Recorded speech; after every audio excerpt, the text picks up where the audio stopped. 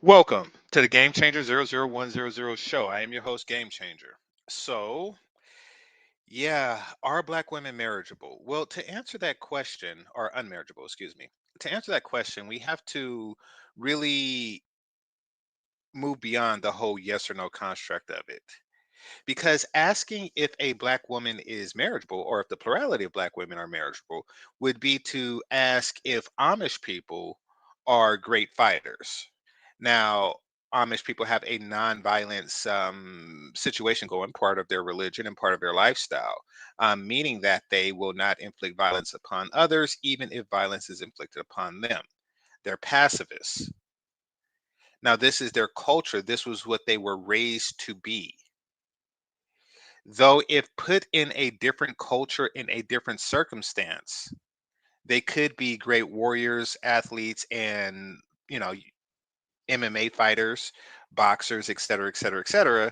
But they're not put under these circumstances. They're put into this place in Pennsylvania that a society that values the ability to grow oats more than it values the ability of defense. And I respect their culture a lot. That being said, Black women are in an extraordinarily similar situation. It's not that they are genetically incapable of being good wives, it's that really they are groomed not to. Many Black women, particularly those who were raised by single moms, were groomed simply to not be competition to the mother who is also on the mating market. So that is their situation. And then others are groomed to only negotiate for a relationship once they have the advantage. What does that mean? That means that if you see a lot of Black women who pursue academics and education, et cetera, et cetera, et cetera, what they're doing is basically saying, okay, now that I have this backup plan, I can then negotiate for a relationship and I am going to make my demands accordingly. Now, not realizing until later in life that they haven't really made themselves more valuable. If anything, they have aged themselves. It takes sometimes the entirety of a person's 20s to receive a PhD. So they felt by giving relationships lower priority, it gives them greater leverage in the negotiation phase. They were taught this by people who failed at relationships themselves. This is unfortunate, but this is their reality, the reality that they have created for themselves. Making the culture one that does not produce wifeable women, just women that men are willing to wife given no alternatives, meaning the last resort. Now, this is the last resort of not only Black men, but every group of men that Black women choose to pursue or wish to pursue. They will be last choice because they are not groomed to be first choice. Nurture is key in everything. Hit the like button, people. Nurture is key in creating a being that has maximized this potential. If you take somebody who probably is poor of nature, they weren't born with big hands or what have you, or anything significant that would make them a great fighter. However, they have trained all their life, then they probably would be able to best a person who is naturally gifted, who develops muscle quickly, and everything. They would have that advantage. Training often trumps all.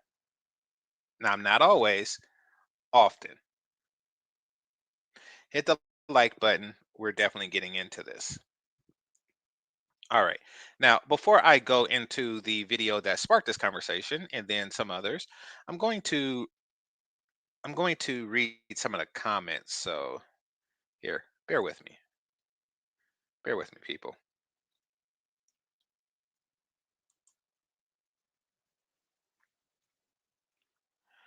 All right, peace to you, peace to you. Let's see. All right.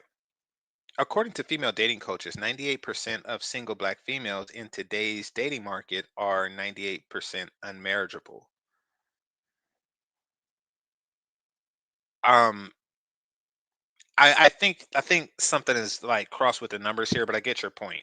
You're basically saying 98% of the females that come to see them are unmarriageable. It's funny because this statistic is coming from a dating coach. Now, it's their job to see that this person is marriageable. Now, that's not always the case. Typically, what they do is because they bank on the continued failures of these people. I mean, if the person gets married the next day, then they no longer need a marriage coach, right? So, yeah, it's they typically like to prolong their solidarity. Everybody has a stake in keeping black women single, and everybody benefits from black women being single except black women and to a lesser extent black men. So they really play themselves in that regard. But there are black women who see past the woos, to see past what society has laid out for them, and they are doing something different, and they are scorned. Now, shout out to the Shay Shardays of the world. Shout out to the Danica Maries of the world. Shout out to the Bella Rings of the world. Shout out to the married black women who decide to push against a narrative, who decides to push back because against the pressure. Because black women are pressured, make no mistake, black women are pressured to not be wives and mothers.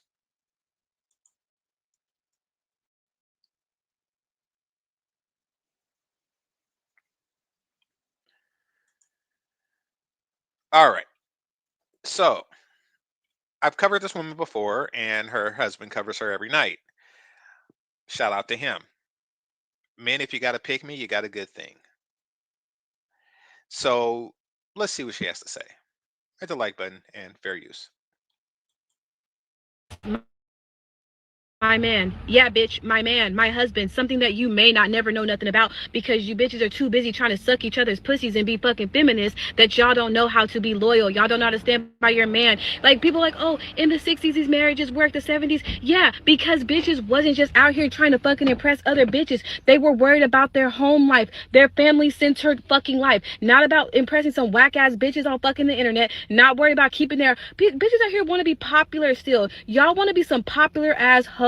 Like, it's fucking crazy to me. Bitch, yes, my man, my husband, my something that what 98% of black women don't even fucking have. So y'all gonna judge me on something that y'all could never even achieve. It's fucking crazy. It is fucking insane. Cause you bitches literally is statistically proving you bitches could never. You bitches cannot get married. So for all the black girls in my comments, where y'all wedding rings at?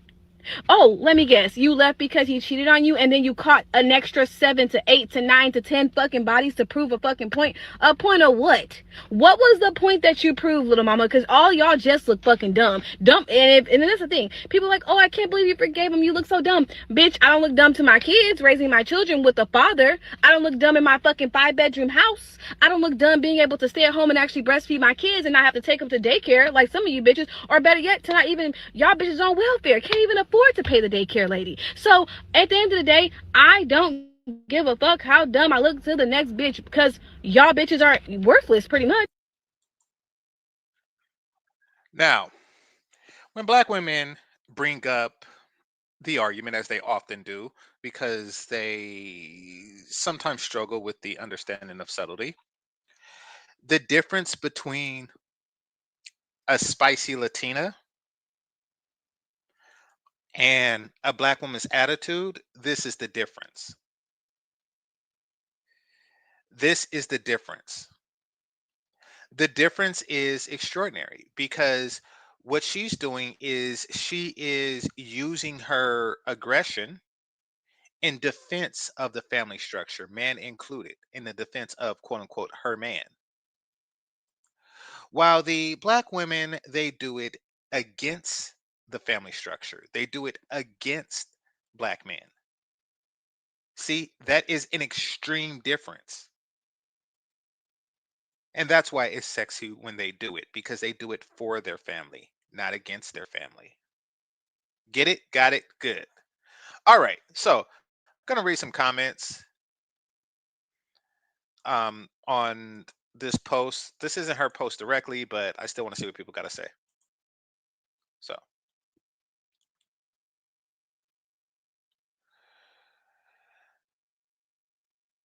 This is why valuable men are avoiding most women. It's unfortunate but true because a lot of decent women get caught in the melee.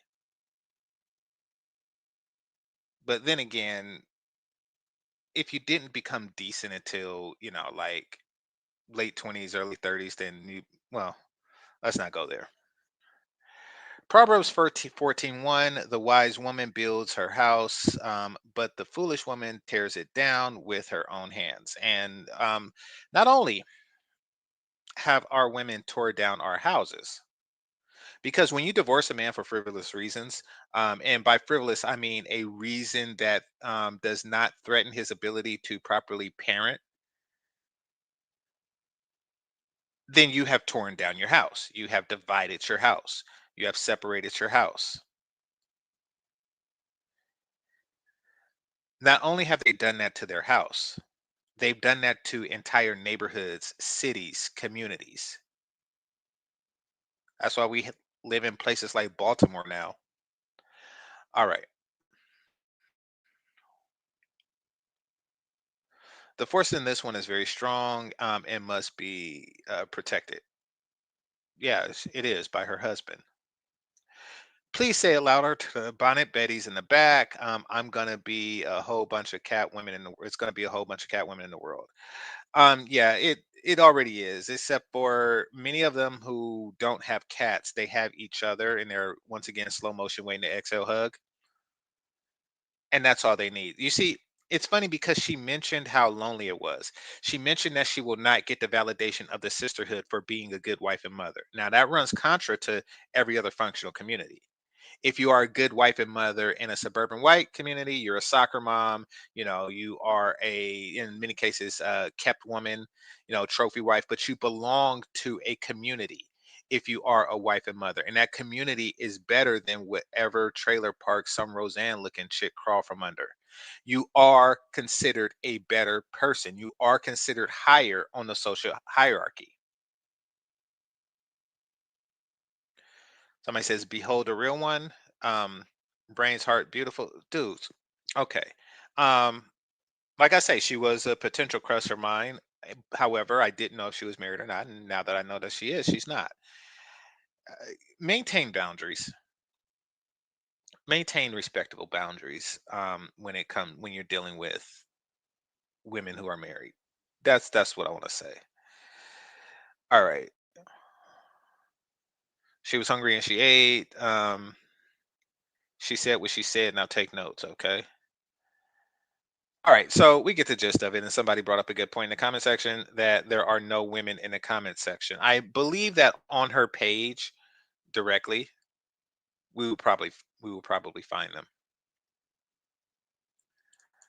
All right, excuse me. So let's see some of you guys' comments before we move to the next portion. Okay, 98. It's only 74, ma'am. Does it matter? Come on now, Dominic. Does it matter? Think about what you're just saying. If 74% of planes exploded randomly, better yet, if 74% of women had condom proof HIV, then would you really matter if it's not 98? Like, who?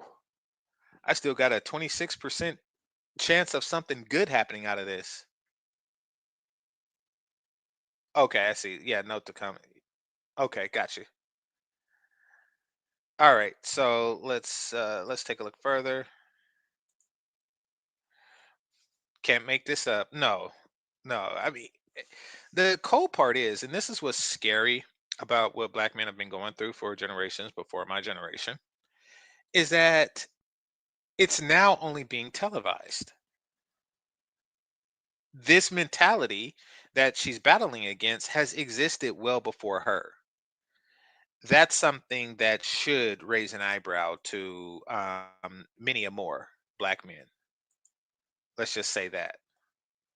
And you could, when looking back on it, you could tell about the music that they did when you look at songs like, Elvis Presley's, quote unquote Elvis Presley's. Of course, he stole it from black women, but you ain't nothing but a hound dog barking all the time. That's really a black woman shooting at black men. But you know, they have been at this for quite some time, it seems like. I mean, right now, we as men have the opportunity to explore it, and their thirst for attention is not going to, they're going to make things like this transparent. They're more transparent. They're not going to hide it. They can't keep secrets. They make terrible spies you know and agents and stuff like that because they just got to talk. Especially when an opportunity for attention presents itself, and online it's presented in an abundance. So there you have it. You have you have a surplus of attention that these women want to tap into, and the internet provides that in exchange for revealing their true nature. Sad but true. So I think the worst part is what prompted this, and that is somebody actually shamed her for having a man. There's this discussion where I don't know, something, I think Chrissy was saying it, where you should be ashamed of having a man or something like that, or ashamed to have a boyfriend, or having a boyfriend is a humiliation ritual, something along those lines. Something along those lines, which is really just a new I choose the bear argument. But all of that is just designed so men can feel like they are less valuable than they are to the women.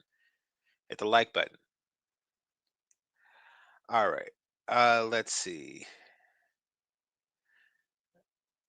That was a video that I seen like somewhere around the same time as that, featuring an older black woman that I wanted to watch with you all, but it seems like it's not in my history anymore. So we're going to watch this other one that I also haven't seen, but I had prepared.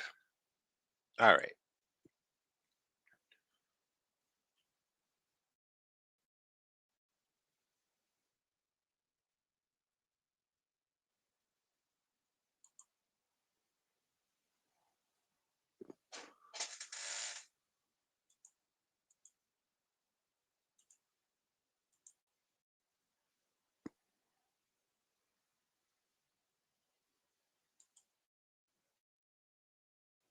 Talk about the subject of decentering friendships. Decentering the need to have of this video is not to bash the idea of making women friends, it's not to bash the idea of sisterhoods, it's not to bash the idea of wanting to be a part of a girl group, their friendships. So I'm going to start off with the backstory. So I wanted to say that I started having issues with, you friendships with girls when I was in middle school, when I was about 11, 12 years old. And, at that age, schoolgirls are just notoriously mean to each other. And I look back at those days, I don't really look back at it with, with bitterness and scorn and resentment because, I had already let that hurt go a long time ago. It's been years. I didn't have serious issues with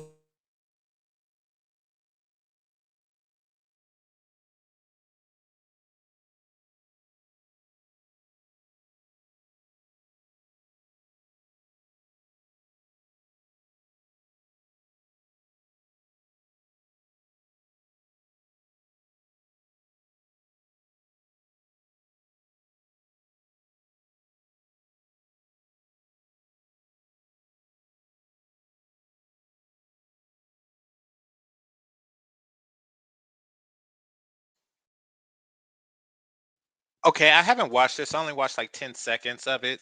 The title really got to me because The problem is with the sisterhood is that it's a network of black women, a very strong network of black women, that becomes stronger as long as black women remain single. So when she said that she's decentering herself from this, I was curious, and lo and behold, it is exactly what I thought it was. And that is, she there's a rift between her and other black women, and that is because she is not on some male hatred. You see, black women, the sisterhood works and operates much like the WS people, the bald-headed pale people. It works a lot like that. You see, some guys actually feel that, they feel that lightning, they just have that in them, they have that militant, they have that, ethnocentricity, that makes them what they are. And then others are just looking to be a part of something, because without something they are completely alone. Now these people tend to not be capable of being a part of most other things. They're not smart enough to be nerds. They're not athletic enough to be athletes. They're typically not, they just don't have any hobbies or anything that would make them a part of anything that requires that. So they're not part of a fraternity or anything like that, nor am I. But there's still an organization that will accept them based solely on their skin color. And they will say, okay, as long as you accept me and I'm a part of something, then I will hate who you want me to hate. Now, let's put this onto the black female sisterhood. You don't have to be anything to be a part of it, but black and female, and share a disdain, hatred, or attempt to control black men. Once you have that under your belt, then you are pretty much set. You are a part of the sisterhood. So, what you have is you have women who otherwise wouldn't have this disdain, develop this disdain in order to appease the sisterhood. Now, from what I can tell from where she's going with this, I don't think that she's going to sign up for that. All right, so let's read some super chats. Greatly appreciate the contributions of KMS. All right, KMS 4124. All right, sound like a football thing. It says yes, they are in stream. Yeah, yeah, but nothing is ever that simple. We want to discover why they are and what you as men can do to protect yourselves from this mentality. Once again, they are exchanging family for sisterhood, because that's how the sisterhood work. You're given a choice.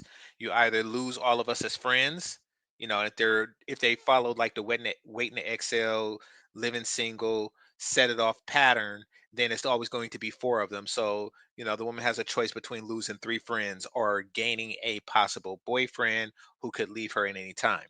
They keep themselves single. All right. KMS also says, excuse me, something is up with the StreamYard link.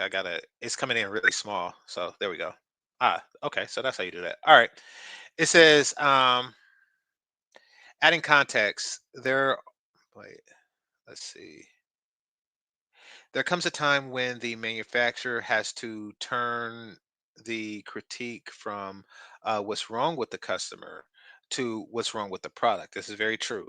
Black women are a bad product, or they're a product that's made bad, but nevertheless, it's not a working product. Um, them being black is not the top 10 issue. No, being black is for black women is really just kind of like a warning sign to men that there is a strong likelihood and possibility that she comes from a defective culture. That's what that means. You see, and that's really all it means. And that is going to put off every man. Because why would you want your kids to be raised in a defective culture? By the way, that works against black men too, not as much as it works against black women, and you can tell by the marriage statistics. Women supporting boyfriend slash husband embarrassment. That's what it is. Um, are making a strong case for um, destitution. It's an embarrassment.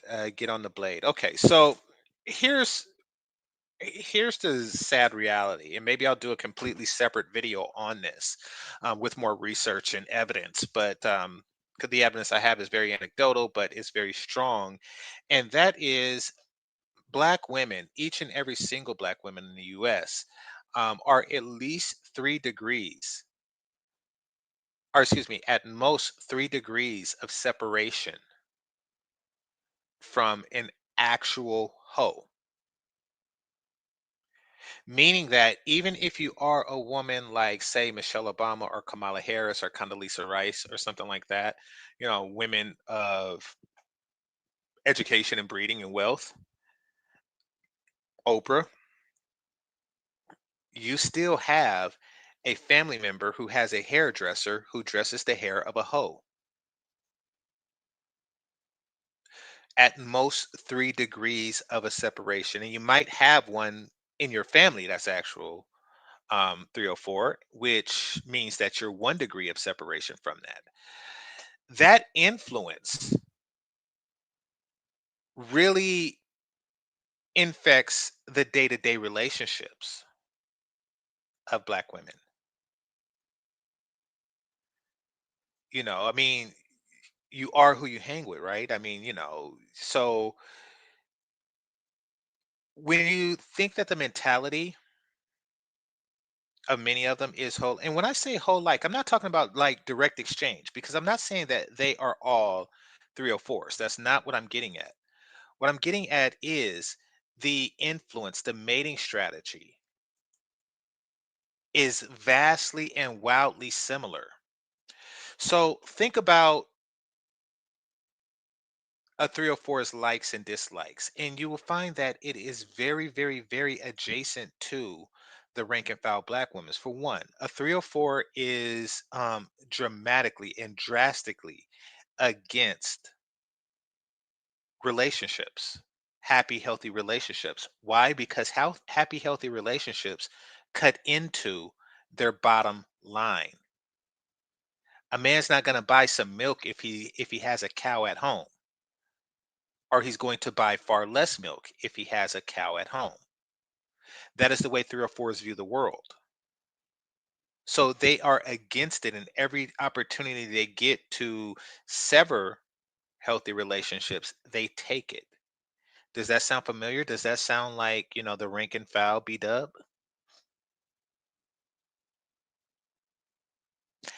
Another characteristic, and this is something that comes from being very close proximity to 304s, is this over obsession with skin color and how men desire certain attributes while not even desiring men or respecting men. So it's very complicated because on one hand, these are women, and this is the way 304s. I'm talking about 304s here. Hit the like button. On one hand, 304s will say, "Hey, I don't need no man. I'm independent. I'm this, and this." Why do he like light skinned girls? Why do he like those white women? And that is because of the situation they're in. They say that they don't need men in relationships. However, they require their attention and money. So they're hyper concerned on what he like, even though you don't like he. This is the mentality of a 304, and this mentality has also seeped into the rank and file population of the Black American female. And I see you putting it in the Cash App. That's why I'm putting it in on my response. That's why I'm hitting that heavy.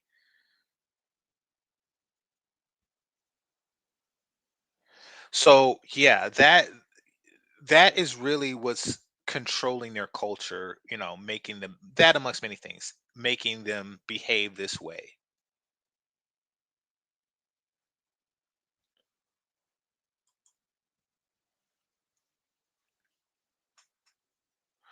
The reason why the boyfriend husband embarrassment is egregious is because if the man doesn't get the title, he's almost certain not get the entitlements. Okay, that's why black women hate the husband title. Well, yeah, and the reason that I stated, as far as you know they lose a potential client. Now, when a black woman is not an actual 304, they're not losing a potential client, but what they are losing is a potential simp suitor, or a person that they could leverage box over without actually giving it to. So, yeah. And they are losing something when a man becomes a husband and a woman becomes a wife. And also, they just lose out the ability to starve the population sexually, and force the man to choose based on his desperation and thirst versus his logic and reasoning. Because they know that if a man was thinking clearly and not from a thirsty lens, he would make better decisions. They fear those better decisions. So absolutely. All right. But no, very good points, KMS, and thank you for your contributions.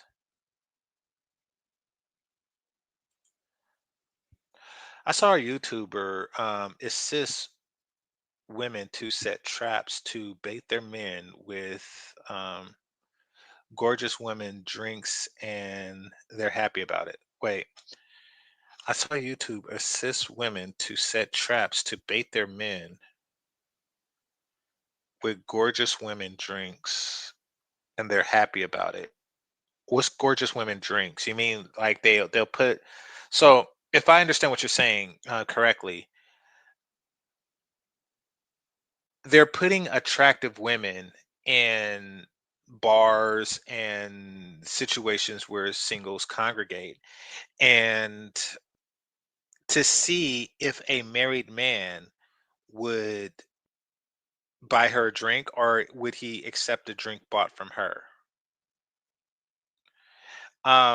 Yeah, that's a bit of an entrapment, but typically what's going on, and this is because I do this, I know that I am a man with faults, and those faults usually, as it pertains to individual women, usually stems from my desire to have sexual variety. Many men have this fault. Um, Typically, what I do to appease myself, what I do to tell myself that I'm a good person, even though I have desires to do bad things, um, and I'm using air quotes on the bad things. Typically, what people like myself will do in that situation is they look for reasons to justify the bad things that the other person is doing. So, say a person is a cheater, right? He cheats on his wife. He has to find something so he can tell himself that she deserved it. And therefore she's a good person because or excuse me, he's a good person because he didn't cheat on a good woman. He cheated on a woman who deserved to be cheated on. So it seems like they're setting that trap for that reason. Take the movie The Departed for a second. I know many of you have seen that. If not, turn down your mic for about 30 seconds. Your speaker for about 30 seconds. So in The Departed, you had the woman who was a psychiatrist who slept with Leonardo DiCaprio while she was engaged to Matt Damon. Now, she didn't know that Matt Damon was a corrupt cop and, like, oh, he's just terrible. She didn't know any of that. She didn't know that, he was the one that deleted Jack Nicholson or anything like that. So at the time, she was just a cheating fiance, a person who crossed many barriers because he's a patient of yours, or at least he was a patient of yours, and he's a criminal. From your purview, he's a criminal. So when she found out that Matt Damon was corrupt, she's like, "Oh, I thought I was the bad one. You are the bad one. You just found moral justification to do the thing that you wanted to do anyway." And that's why people set traps like that. To answer your question, Nate, thanks for that.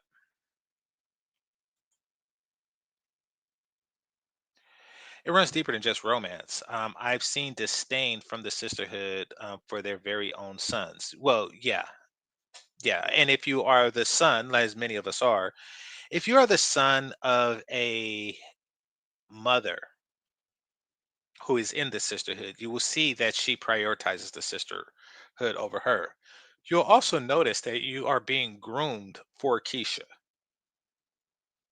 You're being groomed for her because she's more concerned for the well-being of her future daughter-in-law than she is for the happiness of her son.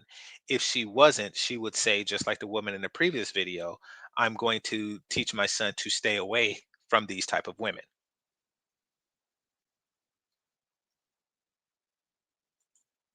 Very few black mothers are doing that. They just want you to be with a black woman. Like, I wouldn't want my son or daughter to be with a group of people or an individual person that makes her unhappy because he shares something with me. Say if I were a real true PIMP, right? Let's just say I was a PIMP. I wouldn't want my daughter to be with a PIMP just to keep the game going. I'm not going to put the game in front of my daughter. That's twisted.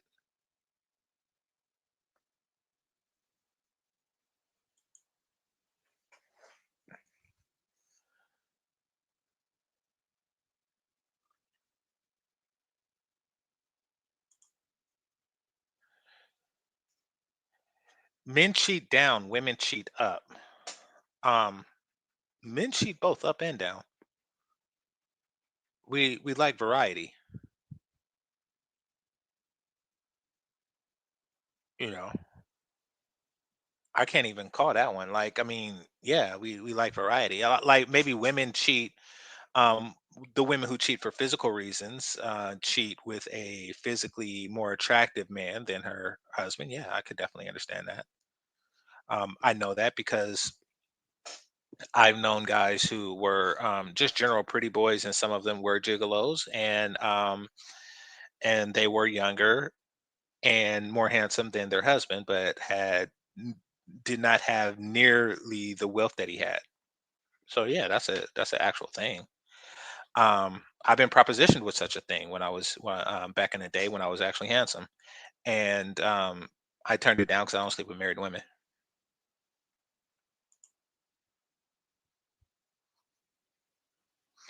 F all that. Go where you're appreciated. Most blacks were raised wrong and to settle. Absolutely, absolutely. No, we ain't doing that. Absolutely. Absolutely. There comes a generation where you have to rebel against your parental teaching to a certain degree. And fortunately, we have reached these generations, or else we would still continue to be boomer stepdads who are doing what we can for the community.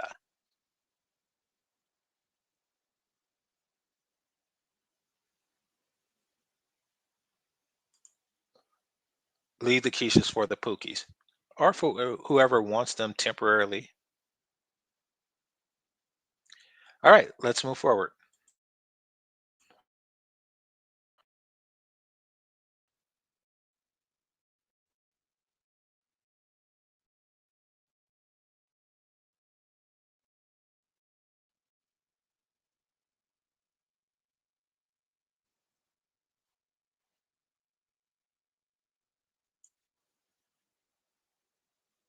Okay, I'm just pausing because it's buffering.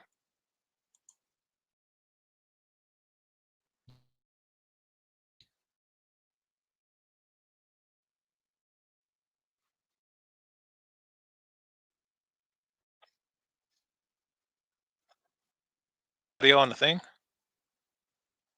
All right, let me go out and come back in. I don't know why it's no audio. But to recap, what she was just saying is she was saying that she wanted to be a part of the group, so she pretended to be something she's not. She also mentioned a number four, and yeah, that's how they work. It's a coven. It's a modern coven.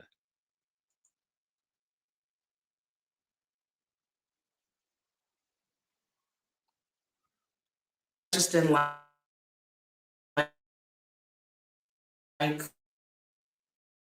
the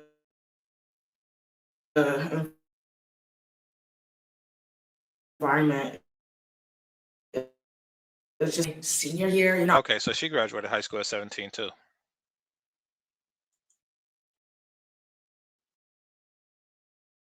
time when I was 21, 22, I was awkward. I didn't have the best social skills, and unfortunately, that's how I got to realize that she targeted herself. So I'll call. He wasn't really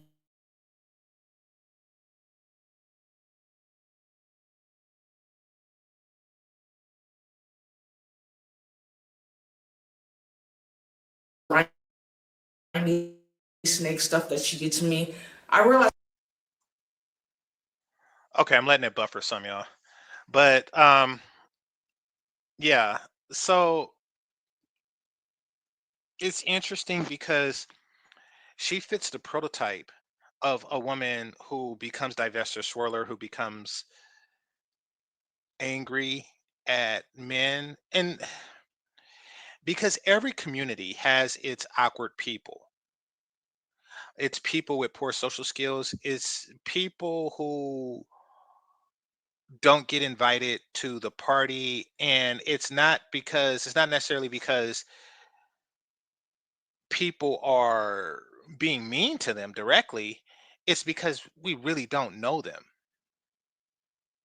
We really don't know them. Like, they just kind of like blend into the background. And yeah, so she's one of those people. Those people can develop a contempt for black men, black relationships, because they feel that it's something that black men have deliberately done to them.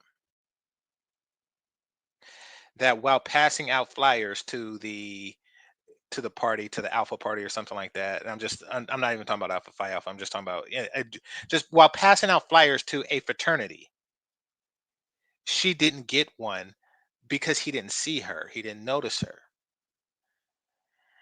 And they developed a scorn towards black men. And what they do is the same thing that Crystal carries, and she falls into that category, do, and that is dedicate their entire life to hatred, to not only being seen by black men, but also to be the bane of their existence as much as they can.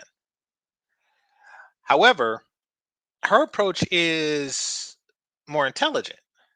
Her approach is, no, I see exactly what's going on. Instead of for hating, making enemy of the women who are tormenting me, I'm going to make an enemy of the women who are tormenting me, because she's not an idiot.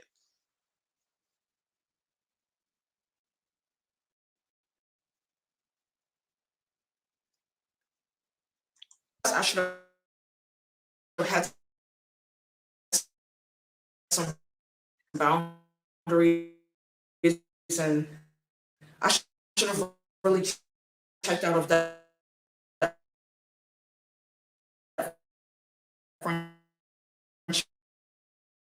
a long time ago because I told people this story and they're gonna think, but I don't. If the video goes out, because it looks like it's buffering.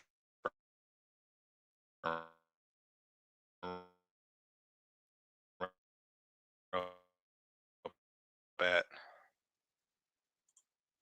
Gonna try with that anymore. What I'm going to do is I'm going to stop this for now, and I am going to um, copy this so I could just play it not on YouTube, but through another means. And in the meantime, I am going to share some TikToks with you while I get that done. All right, but I definitely want to come back. I want to see how our story ends.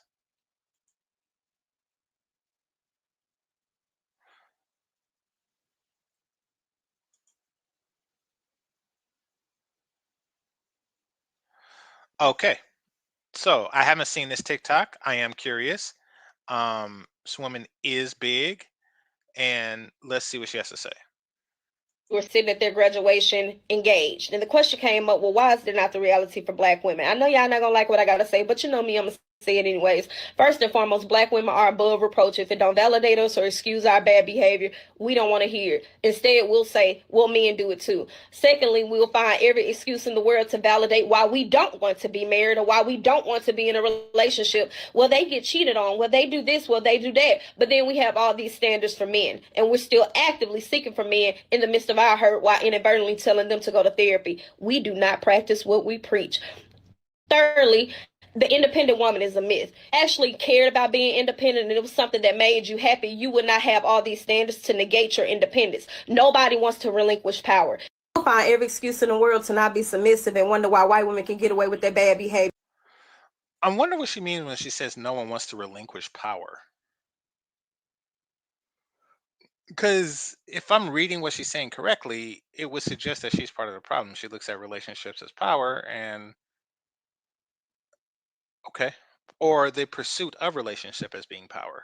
But nevertheless, huh? We take everything bad from white women except for the fact using marriage to our own benefit. But you'll run to the child support office though. Equality against men, and the only time we actually want to be equal to men is when it comes to degenerate behavior, hypersexuality, abusing or abandoning children. Even when it comes to the gold digger conversation, where you don't see those other women do, even when they are just screwing men for money, is bashing men and inadvertently making men feel like they're not important. Also, too, telling them that they don't need men. Psychologically, we says the Black woman is the most disrespected. He also says to be near your man, because who taught you to hate the very race that you're supposed to be with? One of a group of white girls who are sitting at their graduation. Okay, so I knew something had to be wrong because she's fat. And I knew that a fat woman really couldn't be working towards the interests of men, particularly black men in this case. And that's because if you work towards the interests of men, you wouldn't be fat because men aren't interested in fat women. So, and yeah, she proved me right. At first, I was like, oh, maybe this is different. Maybe she has like a thyroid disorder or something. But no, basically, what she's saying is, hey, let's not be overtly ratchet. Let's reshape our image so we could take advantage of men from the perspective of a decent image. Now men see it's coming. Let's be more covert about it. Let's not scream I don't need a man. Let's say I do need a man and we're going to use them because that's our power over him. Let's take a listen again through those lenses. Engaged. And the question came up, well, why is there not the reality for Black women? I know y'all not gonna like what I gotta say, but you know me, I'm gonna say it anyways. First and foremost, black women are above reproach. If it don't validate us or excuse our bad behavior, we don't want to hear it. Instead, we'll say, well, men do it too. Secondly, we'll find every excuse in the world to validate why we don't want to be married or why we don't want to be in a relationship. Well, they get cheated on. Well, they do this. Well, they do that. But then we have all these standards for men, and we're still actively seeking for men in the midst of our hurt while inadvertently telling them to go to therapy. We do not practice what we preach. Thirdly, the independent woman is a myth. Actually cared about being independent and it was something that made you happy, you would not have all these standards to negate your independence. Nobody wants to relinquish power. You'll find every excuse in the world to not be submissive.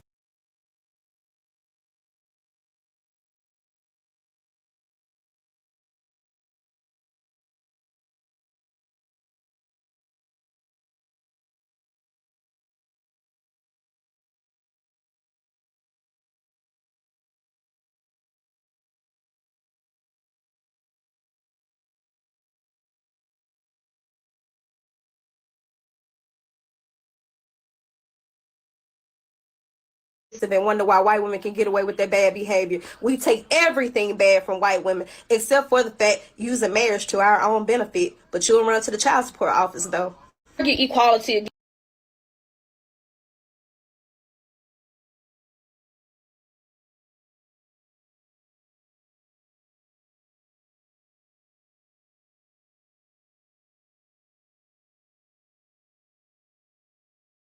Against men, and the only time we actually want to be equal to men is when it comes to degenerate behavior, hypersexuality, abusing or abandoning children. Even when it comes to the gold digger conversation, what you don't see those other women do, even when they are just screwing men for money, is bashing men and inadvertently making men feel like they're not important. Also, too, telling them that they don't need men. Psychologically, we have been taught to disassociate ourselves, and even in that Malcolm X quote where he says the black woman is the most disrespected, he also says to be near your man, because who taught you to hate the very race that you're supposed to be with?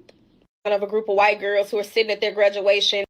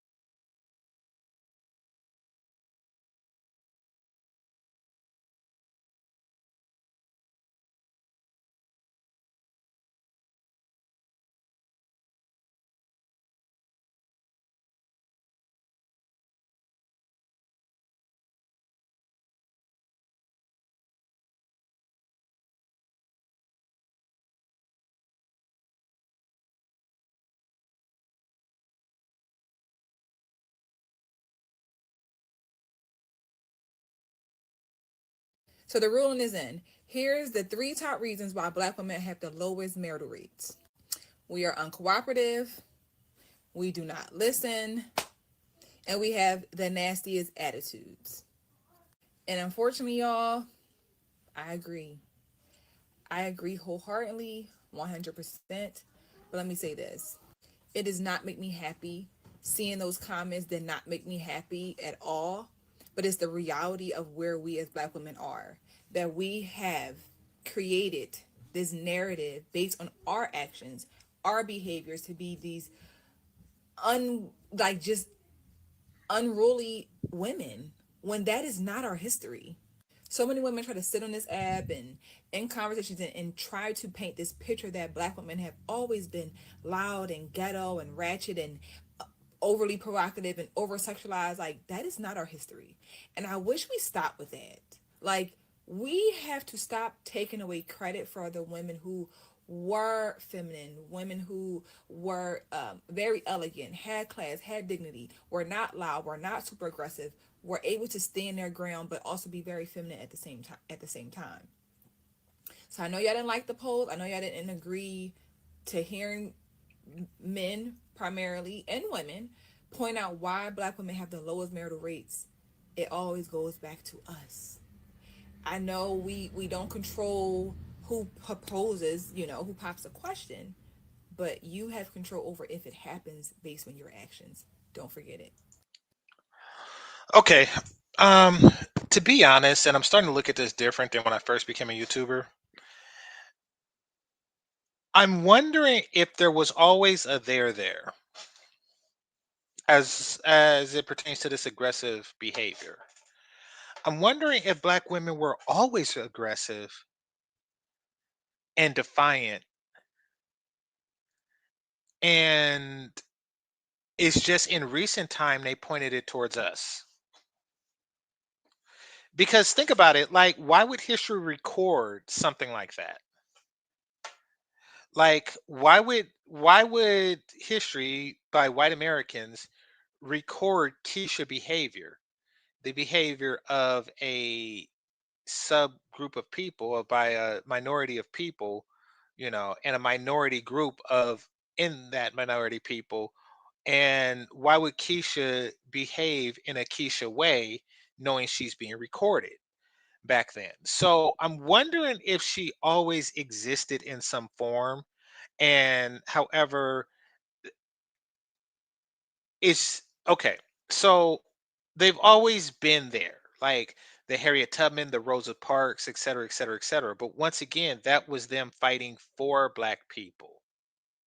It was them fighting with Black people, for a better community for them, for their families. I think the only thing different now is that it's being turned inward, which means that if you look at the Black woman as one old human being, 160-year-old human being. Actually, let's just say 180-year-old human being, right? She was 20 when she was emancipated, and or she was 20 when the slaves were emancipated. But she was an abolitionist before them because she wanted to fight the power. And then later on, she began to, fight Jim Crow oppression, et cetera, et cetera, et cetera. And then later on, but it's always been like fight Whitey until like the 1960s and the 1980s, where Whitey became friend. He wasn't like this cross burning entity anymore. He became like this government assistant giving, you know, um cuddly teddy bear, here's Title IX, I love you, Black woman. His whole thing became that he became more friendly, but they still needed a foe. And then that foe became, guess who? Black men. But I'm wondering if the need to rebel has always been there.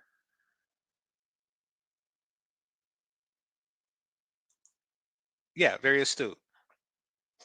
All their life they had to fight. Exactly. So what do people who fought all their lives do in peacetime?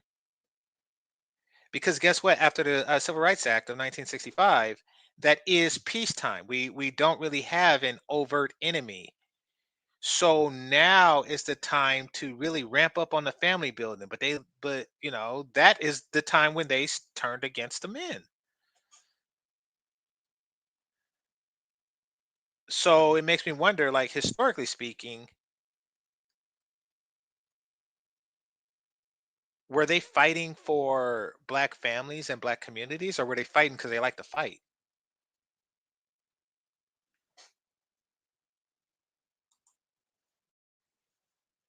If you're a Black woman, if you're a Black woman who ever wants to get married, if you're a Black woman who ever wants to get married to a Black man, you need to listen. There's a podcast that every single woman, especially if you're a Black woman who ever wants to get married, needs to listen to, but I skimmed it so you don't have to. A woman with no high school degree, a woman with a GED, a woman with college education, a woman with postgraduate education, all in the same boat, all facing the same barriers when it comes to getting married. Now, the barriers are going to show up differently depending on your socioeconomic status. For middle class and upper middle class Black women, it is finding someone who they deem quote unquote marriage material, aka someone with the same financial and educational attainment as them. Sprinkle, sprinkle. Now, this is not an indictment on Black men, but according to this data, Black men are twice as likely relative to their women counterparts to marry outside of their race. However, the higher that socioeconomic status, the more it increases. So, Black men who are of higher socioeconomic status are actually 3 times as likely to marry outside of their race. When you get on, he leave your for a white girl. And upper middle class Black men, when they do get married, they get married later and less often. The author does point to reasons for this. She states that Black men often have financial stability, not wealth. Black men often have to support. Okay, I'm going to talk about that. She said something that's like, oh, duh.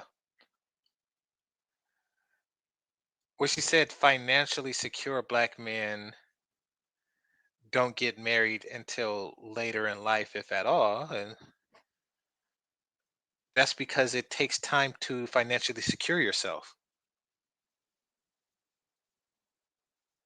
Oh, duh. Why are there statistics showing that financially secure men are getting married later? That's like saying, why are people with gray hair so old? People with gray hair tend to be older. Oh gosh. Okay. I'm still up in the air on if I should take anything she says seriously. Let me listen more. Families back home. They're supporting their mom. They're paying someone's college tuition. Now, she shares some data on why this is happening. For example, when Black women were even eligible for welfare, which they weren't for quite some time, there was the man in the house rule. If there was any sign of a man living there, a man in the house, they would be taken off of welfare or punished. Additionally, men are expected to be providers and protectors. However, without the promise of 40 acres and a mule and any sort of redistributive benefits, it's very difficult, and oftentimes Black men have been weaponized for not being providers when they haven't been created or afforded opportunities to wealth build. Okay, what are some solutions? Number one is no surprise, reparations. And that stress, racism, access or lack thereof of access to wealth are all barriers to us finding love. So I know that sounds dire, but I found that podcast absolutely fascinating, and I'll put it on the screen again. Okay. I was hoping that she wasn't an idiot. I was really like rooting for her to not be an idiot, but here we go. Okay, first of all, as you could tell by my choice and thumbnail, I play chess. It's you got to think multiple steps ahead. You got to think multiple steps ahead. And this is the reason why liberals lost so big last year. And I mean, it was just a complete red wave whooping. Because they constantly push for things that are just so egregious that it's going to turn the people in the center so far against them that they will elect somebody who they probably would normally be against. Kamala Harris represents a further push to the left. She represented more 16-year-old boys in sports bra on the girls wrestling team. She was it's going to be more pronouns. It's going to be more bathrooms. It's going to be more men, fully functional men in women prisons. It's going to be more lesbian story hours. It's going to be more of this push. And that's what the liberals do. They get something like civil rights and then they just push it to DEI, not thinking that the other side is going to push back. So Trump represents the pushback from all the other stuff. Imagine what the pushback would be. Okay, let's just say we elect this ultra liberal Democrat and he gives every black person reparations, right? 2028, let's just call him, reparations Randy, right? And he's president and he just ride the blue waves and he gives every black person reparations. Now, I'm not even going to talk about how it really wouldn't matter because the cost of everything would just increase. and everybody else would be affected in a negative way. But black people, I'm not even going to speak much on that, and black people would be too. But I'm not even going to speak on that. I am going to speak on, okay, he's the guy that wins in 2028. Who's the guy that wins in 2032? Oh, we just got reparations, and now everybody is pissed, and everybody is voting blood crimson red. And if they have to put a guy on there with a literal swastika tattooed on his forehead, they will do that because they are now pissed. We will be Holocaust after that. Asking for something like this is the stupidest thing ever. By all rights, Native Americans should ask for the entire country back.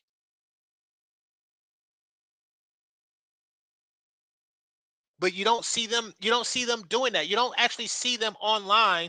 I don't see them at all, but they're not actually online demanding New York back and saying, "Hey, I'll give you the beads." You want these beads back? Give me New York back. Like what the hell? I mean, are they asking for a refund? Jesus. And that's why you're pretty with no hair, because you're stupid.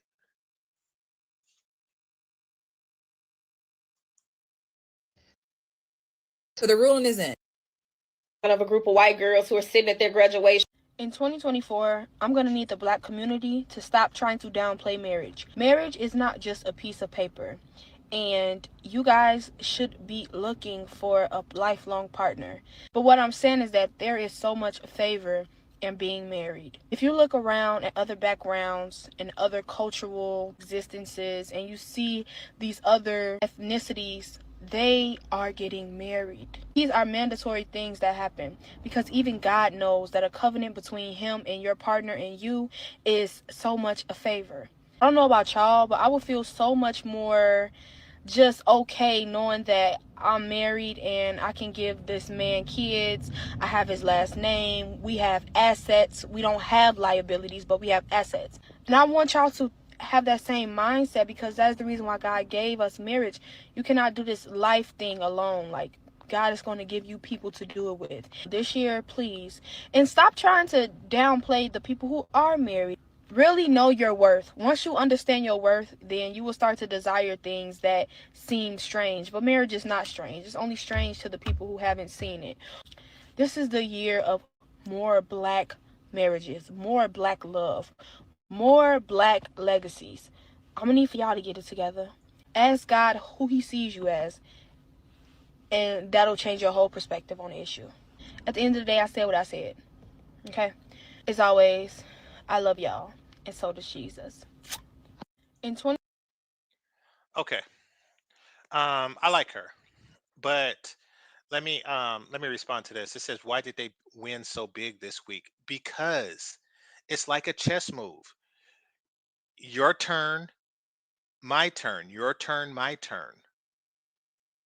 The reason why they won so big is because they had their turn.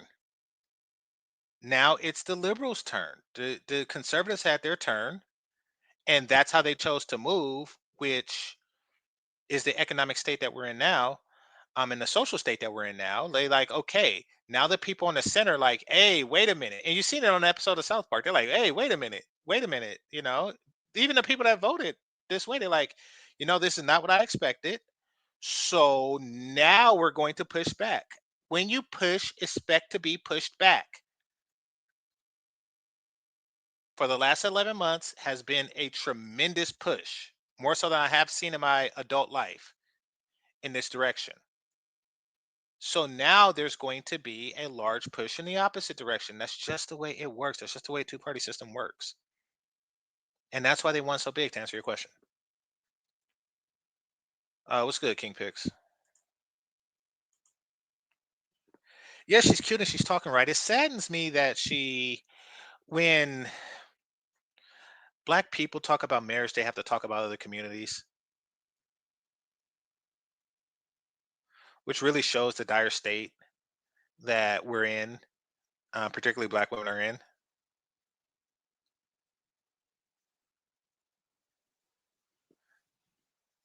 But yeah, and I like those lips too.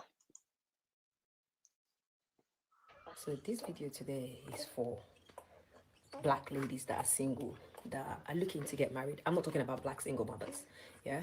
I'm talking about black ladies that are single and they are of the marriage age and they want to get married and have kids and start a family and do all of those things, and they failed so many times, finding someone.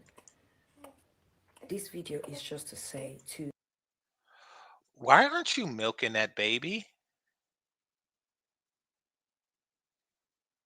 I hope that's not Similac. Certain things piss me off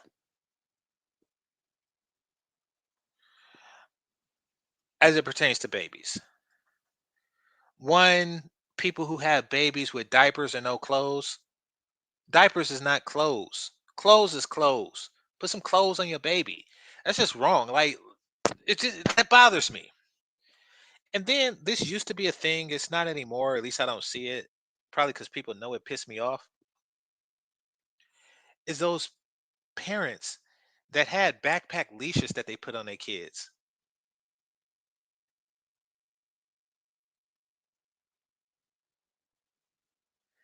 Backpack leashes. You just walk your kid around with a leash? Fuck is wrong with you? But if that's not breast milk in that bottle, that empty bottle, then she's an awful freaking human being. She got two titties there.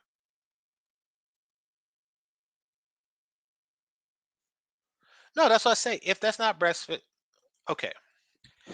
I say if that's not breast milk, then she's an awful human being. But nevertheless, to me, and I don't have breasts, but to me, I think that baby should suckle direct from the teat.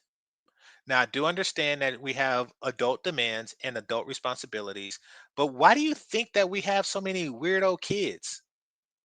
So many gender confused kids? So many rainbow kids? It's because, they wasn't sucking on titties since a baby. So they grow up to be men that suck on something else. That is the truth.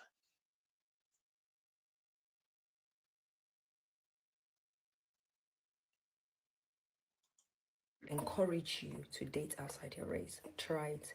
Someone outside your race might be your soulmate. This was the advice I gave to my sister 5 years ago, my own younger sister. My younger sister is obviously African, Nigerian, black. And I remember 5 years ago when she came out of a 7 years relationship from, oh my God, that guy is a spawn of the devil. Was the spawn of the devil. Probably still.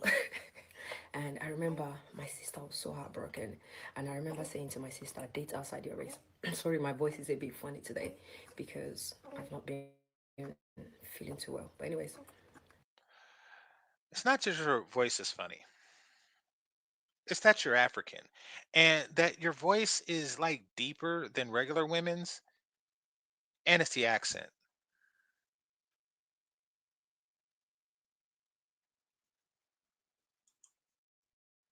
um, I remember saying to my sister, try and date outside your race. See if you match with someone outside your race. See if, you know, someone outside your race might be your person. And my sister was like, oh, because we are very pro-blacks, okay? Me and my family, we really are. But sometimes your soulmate might be someone outside of your race. And this is not on hating black men shit. I am not. I don't hate black men. I've got two black sons that are going to become a man in future. Ah, everything before but or a but adjacent word like however, everything before the segue is BS. See,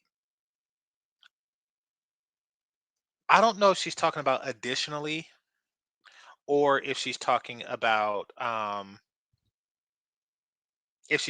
solely. when a person say date outside your race, like, well, because I date outside my race, but I don't solely date outside my race, meaning I don't exclude black people from my dating pool or black women from my dating pool um, when dating. However, I include others. So I'm not sure what she means by that. If she don't pull her tit out, why is this baby sucking from an empty bottle? Caribbean Brit, this is regular to you? This is natural? Having your alien looking baby just suck from an empty bottle like that, sucking on air?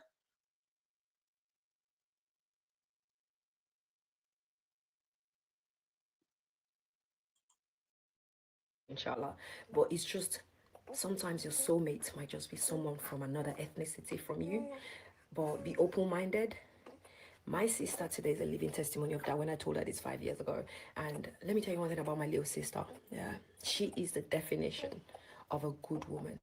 You know, someone that went to university, That does master's, not. PhD, good girl, does not run after boys, does not smoke, drink, does not. Okay, that doesn't make her a good woman. Her PhD does not make her a good woman. Like, and the other stuff that she's mentioning are absence of negatives, meaning that she has yet to mention the things that makes her a good mate for a man. These are things that just she is not. My sister is a good woman. Oh, really? What's good about her? Well, she's not a hoe. Like that's not that's like me saying, hey, Jason Wolf is a good guy. Well, what's good about him? Well, he's not a killer. He's not a molester. What?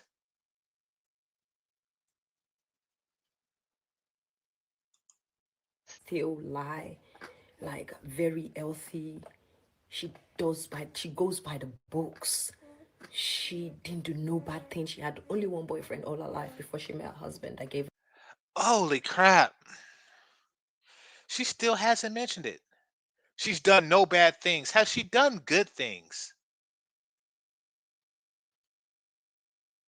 Like, I could see if she said something like,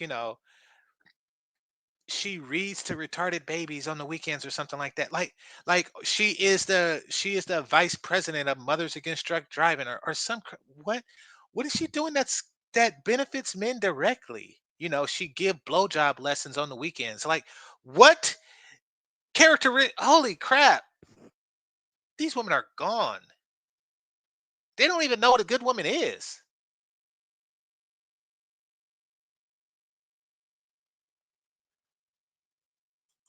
This baby, like only one boyfriend, and for 7 years my sister did not start dating until she was like 24, 25 years old, This is and she not stayed there. She this is not a good thing. So we look at the previous video, right? Where the other woman was talking about why white women get married in college. Like ring before spring. And, are they bad women?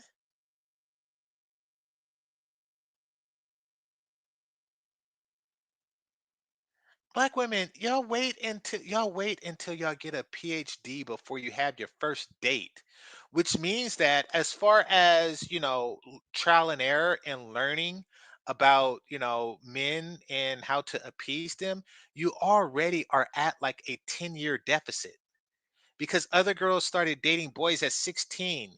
Your sister started dating at 24. At 24.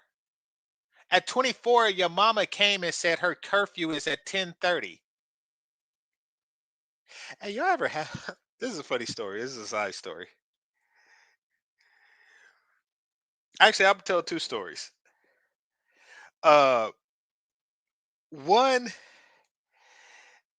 it was like a real little, like, non um intimidating dude.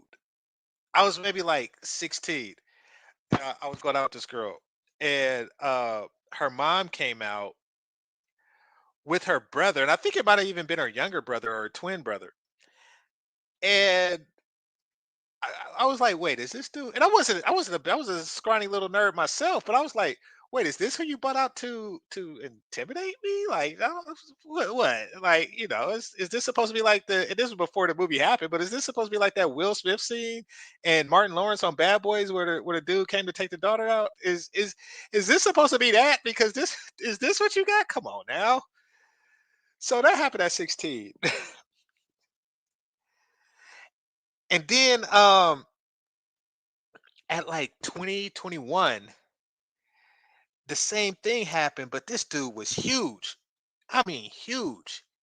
He looked like he used to take Dwayne the Rock Johnson's lunch money.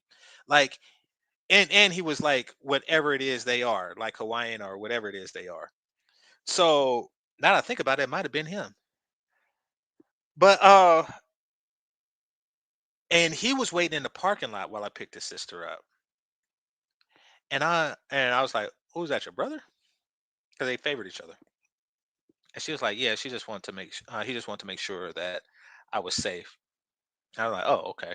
It was a whole thing. He actually wound up saying that I look like a square bear, and I do. I'm a square dude. So um, that was funny and that was interesting. What brought me on that? Young dating. This is stuff that you do when you're young. She just started dating. She has not yet mentioned a virtue of her sister. And the fact that she says her sister is good for not being a hoe, really, that's a very low bar that you have for yourself as well. Because you're basically saying, in my family, she's the good one because she's not a hoe. Get it? Was a good girl. You know the definition of Nigerian good girl? That was who my sister was. And she still met someone that treated her horribly. And I said to her 5 years ago, after Hey, one strike, you're out, black man. One strike, you're out. Because black women have like a whole network of people that are discouraging black relationships. So if you have a bad relationship with a black woman, that's it. Because all of her friends are going to give her this confirmation bias. Like, see, I told you, black man this, black man that. It's like, well, I had a bad relationship. Everybody has them. Everybody has them.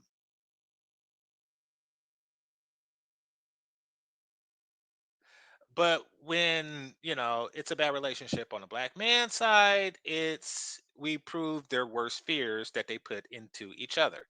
And this isn't limited to America. This is really not just an American black woman problem. This is a problem of every place where black women speak English. 7 years of coming off of that relationship with that person, I said to my sister, go outside your race.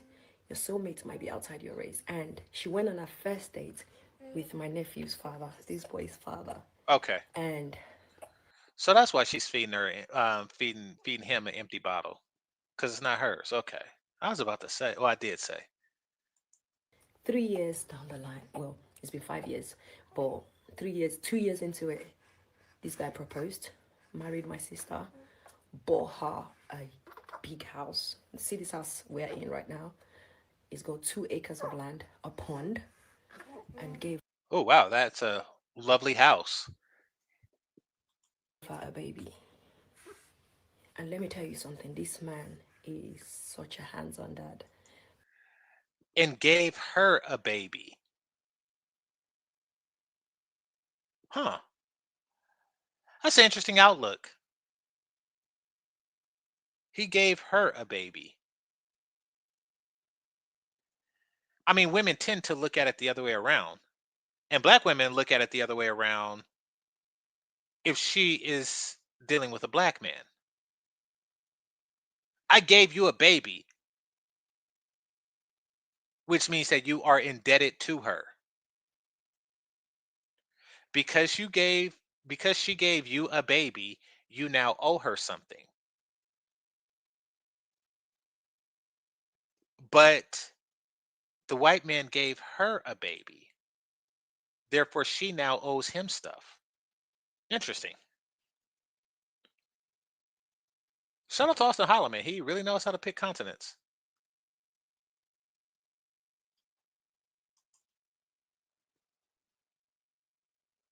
There's no lesson here. I call it as I see it. Fellas, so what?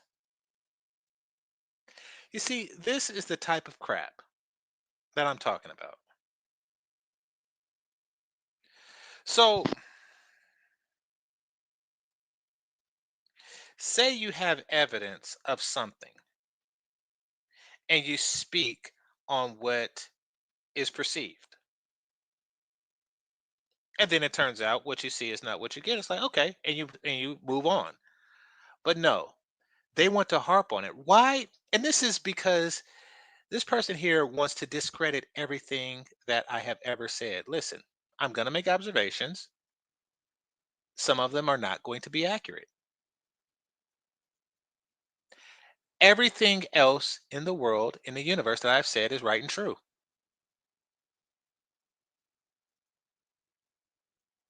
If I'm reading something and I read a list of numbers and that somebody wrote with their hand and I confuse a 1 with a 7, that does not mean anything. It just means that, oh no, that's a 7. And then you move on.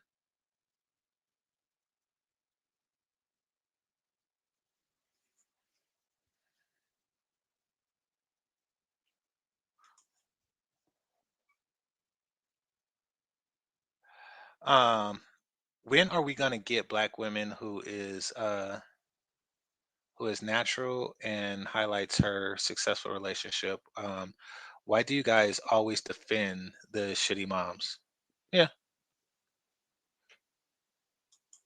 No, I mean, because the entire thesis of what I was saying was that shitty moms exist and I don't like them.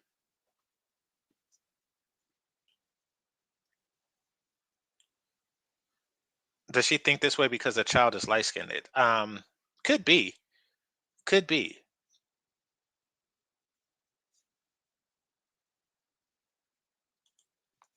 Like, I had to come and help them look after the baby since my sister had this baby. And the way this man has been so handsome, I looked at him this morning and I said thank you to him. Not because he's doing his duty as a father, but it's just the fact that he treats my sister like a flipping queen that she is. Like, I looked at my sister and I'm like, you're blessed. And I looked at him and I said to him, thank you. Like, I really appreciate you for the things you do for my sister, things you're doing for the baby, and and for who you are in general. So this story is just to encourage any lady, black lady, to be precise. Not to say black men are horrible people. I am not bashing black men. I am just saying your soulmate might be someone out of your race. So And it might be someone in your race. I'm not saying don't date white men either. I'm saying that have a broad net. don't knock it off. Try it. Okay? And like I said, this is for young ladies that Of course, once again, this is an old chick convincing young chicks to stay out of her market. She's just trying to reduce the market and clear a path for herself. The fewer black women who are with black men, the more black men for her. And you might think, why is she doing this with younger women? Because older men like younger women. So if she's looking for a man her age, he's looking at the younger women. So she has to convince these younger women to not be as available as they probably would be. Get it? Got it? Good. are looking for a husband, want to get married, you're in your 20s, late 20s, early 30s, and you're of the marriage age, and you want to have this marriage thing and have kids, try someone outside of your race. That's all I've got to say. Anyways, I need to go put this young man down. He's full of milk now. This is my nephew. My sister gave me a nephew.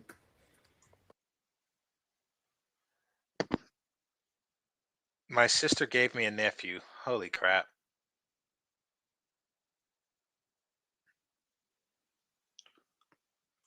I'm sorry. I've been crying. I'm such a simp. You know he is a prop, right? Like the baby was finished with that bottle before the video began.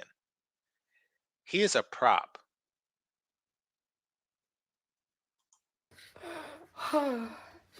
But Alhamdulillah. So this video today is for I'm gonna keep this a little brief, but we need some context on this topic. When we say black women were not taught to marry well, it's not the full truth, okay? So boom, let's get a little history lesson. Black women were taught to go to school to get degrees. White women were taught to go to schools to get husbands. The reason why the black women in our Well, family not the wanted last us to woman's go to sister. school to get degrees is because of the lives that they lived or the lives that they seen their peers live, where men had all the power because men had all the money. Black women back then couldn't even get a mortgage without a man's cosign. And that ended in 1974, which wasn't that long ago. So they wanted us to go to school. Be 51 years old to say that that wasn't that long ago. I mean, right? I'm that might be before your mother was born.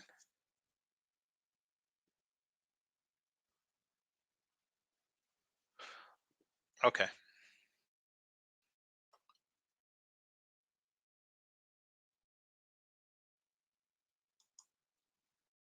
So we wouldn't be put in that same predicament.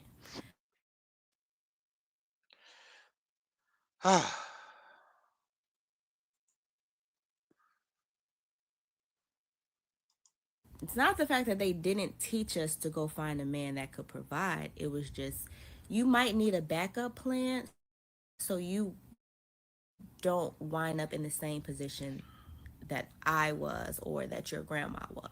And organically, if you went to go get your degree, more than likely. What position was your grandma in? Oh, she was in the doggy style position. That's how she had your mama, and that's how your mama had you. Got it.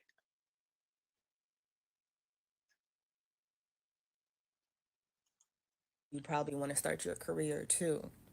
So that's why black women kind of started the marriage life a little behind because they went to school to get degrees.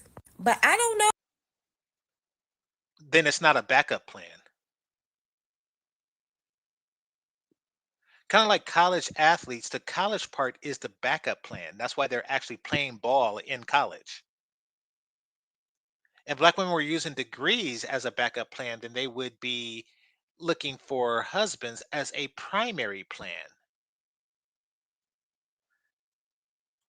Who started this notion that black women weren't taught to marry providers or marry,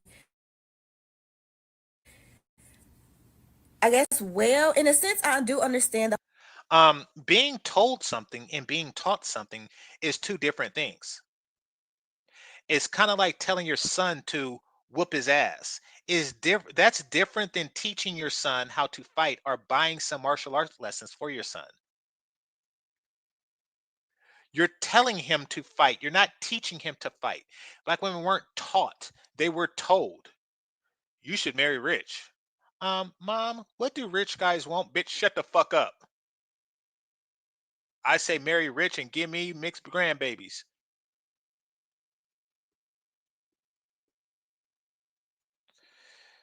Yeah. Whole marry well part is because we didn't want to get stuck in a predicament that we couldn't leave. We didn't want that control.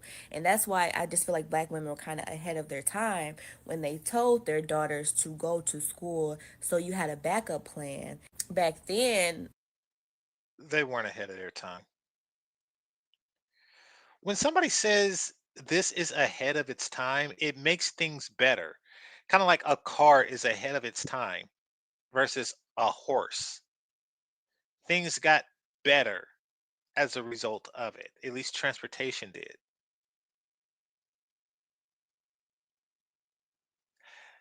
You would be the equivalent to taking a society that ride horses and making that society ride donkeys or mules. It's a step backwards. When black women were more like independent and they went to school and were educated and did all these things without a man, we were looked as they kind of deemed that as a bad thing, but now it's just so inspiring. It is a bad thing because you're not marrying. Other women have degrees and rings. When black women been doing that. But I digress. I'm gonna keep this. I have no idea what the point of that was. So I'm going to move on. So Ah, recently, a Shay Sade. TikToker went viral for breaking down the real reason black women can't get married. Black women do not go to school with the intention of one day being a housewife or a homeschool mom or a private school mom or soccer mom or whatever. A lot of black women go to school and their top priority is that education for that career. The reason black women can't get married is because they don't want to. She gave an example of how many Speaking of having the degree and the ring, shout out to Shay Sade. black women, which I can attest to, we are told when we go to college to focus on college, focus on our career, and in many instances, we are actually discouraged to get involved with a man, discouraged to get involved in a relationship, unless the dude is like a multimillionaire. And this is a fundamental problem. Men are looking for different things. Men are strictly looking for different things. They're looking for youth, beauty, and fertility. Other cultures recognize this. And again, this goes back to why there are a lot of issues with black women in particular. We're not set up for success when it comes to dating and mating. If the reality is you're a woman who wants a man, then They're really not set up for corporate success either. I mean, they're not really winning in that regard now, are they? Just saying. important that you know what men want, and men generally value youth, fertility, beauty. So why would you not engage with a man when you are most likely to be able to offer that? But no, instead of us being told that, instead of us being set up for success, instead of us engaging when we have our highest market value, we are told to wait. We are told to push things off. We are told to increase our body. And that's the key thing that doesn't really make sense. Like, because, oh, and by the way, Caribbean Brit, if you want to come up, there's the link. Here's the link. Game Changer, I understand that your channel is all about spreading a certain narrative, but can you at least hear these women out? I am hearing them out. That's fine. That's exactly what I'm doing here. These women out, they are actually making good points. So the last point that the woman was making was that, they were doing it in order to have a backup plan. And my counterpoint is it's not a backup plan if you are not doing the primary thing. So yes, I did hear her out, and that is my counterpoint. A backup to what? You're not married. See, a backup plan is like when a basketball player has a marketing degree, to back up on. So if his knee gives out, he has this as a backup plan, which means that he has a NBA contract and a degree. So in order for this to be her backup plan, she would actually have to be married and educated, like Shay Sade, because this is her actual backup plan.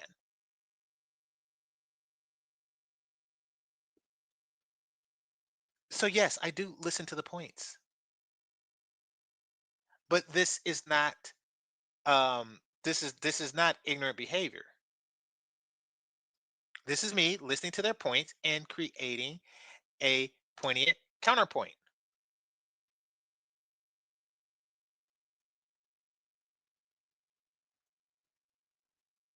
Y'all welcome to come up. I normally don't put the link out there, but this is getting annoying. But see, and furthermore, what Shay Sade said is true. Like, if this really was about giving black women a backup plan, then why are they telling them not to get married in college? That's just dumb.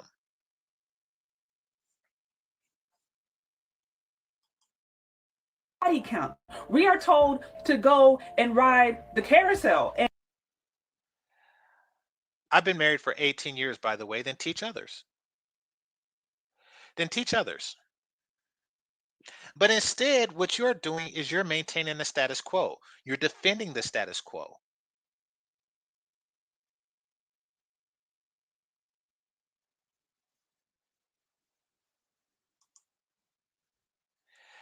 I can't debunk unless I understand. But no, seeing how I haven't really heard any of these people before, I don't even know what they're going to say. Some of them I agree with, some of them I don't. The first one I agreed with adamantly. You're projecting. You listen to me to debunk, not to understand.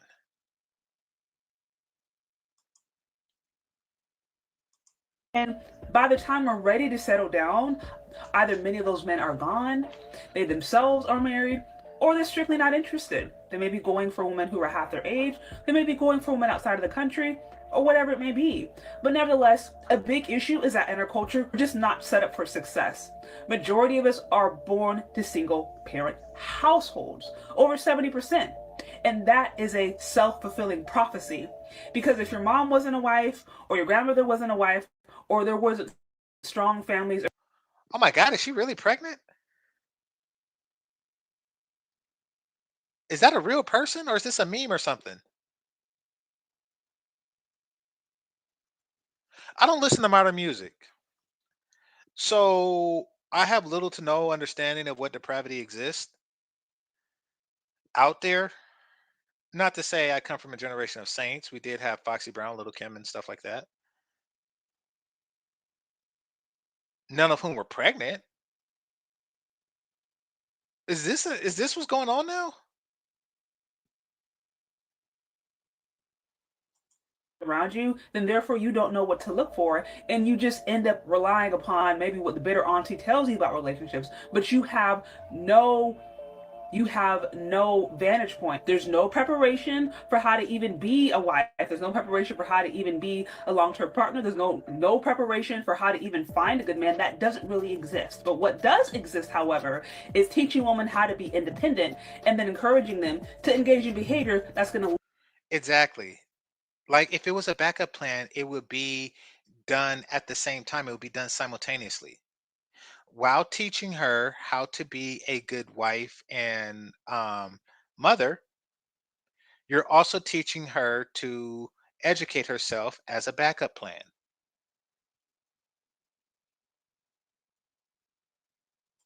Leave them being single mothers. Wife culture does not exist. It does not exist in Black America. I get it. And that's because people who are wives for 18 years, will defend the current culture as opposed to influencing the culture to that direction. If it did, then we would see more wives. And then by the time we get of age where it is of value, many of the good men are married off. Or many of the good men, maybe they're looking for women younger, maybe they're looking for women abroad. It just becomes a lot more competitive. So recently, a TikToker went viral for breaking down the real. So, Shay Sade got Angela Bassett arms. I didn't know that. I did not know that.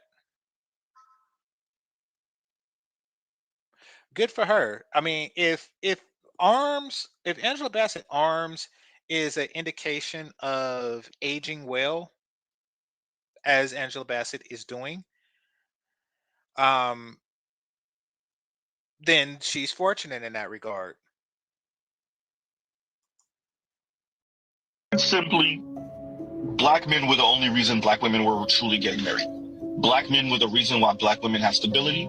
And as more and more black men date and eventually marry outside of the black race, black women's marriage rate will plummet. Black women's stability will plummet. Black women will be encouraged to live vicariously even more with a handful of black celebrity women, black academics, black talking heads and pundits that do have a few dollars, a modicum of stability, and a shred of fame. Black women, y'all better open y'all eyes and recognize that we are all y'all got. Y'all are the least desirable women. Y'all are getting married the least out of all women. You know, everybody know how toxic, how masculine, how disrespectful, how delusional, how insecure y'all are. And black men, we still are marrying y'all. So we still want to stay down with our sisters. But y'all don't. It is true. Black men are loyal to a fault. Pushed us away so long. Y'all done told people that we ain't shit and we don't do this, and y'all put us all in the same category, and if a man ain't making this amount of money, he ain't no good man. If he got a 9 to 5, he ain't no good man. It's like y'all done goddamn told the whole world that we ain't shit. And now we finally woke up.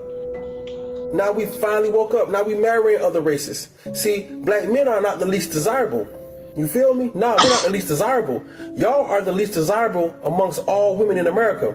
We number 2, which we should be number 1, but we number 2, next to white men. But white men ain't marrying y'all. Nah, at all.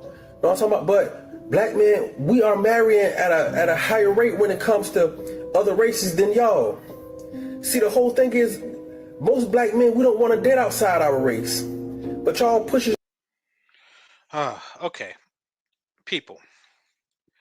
I'm going to introduce you to a concept called the transitive property. Something is transitive. Transitive, simply put, means that if A equals B and B equals C, then A equals C. Meaning that if GameChanger and Derek are brothers, and Derek has a brother named Eric, then GameChanger and Eric are also brothers. That's what that means. Now, I'm talking about full brothers here, not half. That being said, I'm going to respond to what was the last comment? I'm going to respond to this, and I want y'all to keep in mind the definition that I just gave of transitive to what is being said here. And that is, I don't defend the current culture. I wish black men were focused on marriage and not tearing down black women. Okay. Um, by defending those who defend the current culture, then by transitive property, as I've stated, you are defending current culture. Get it? Got it? Good. So you are defending the current culture as a protection from necessary critiques to said current culture. I get it. Now, I wish black men were more focused on marriage and not tearing down black women. Okay. I'm going to stop this for a second. And I'm going to, let's watch some Pop the Balloon. Yeah, that's what we'll do. We'll watch some Pop the Balloon and episodes that I've never seen because I stopped watching the Pop the Balloon show. But we're going to see in the episodes who's more focused on marriage, black men or black women. Okay, let's see. Once again, whatever I'm about to show you, I haven't seen. I'm just going to go to YouTube, type Pop the Balloon, and pick the first thing that comes up.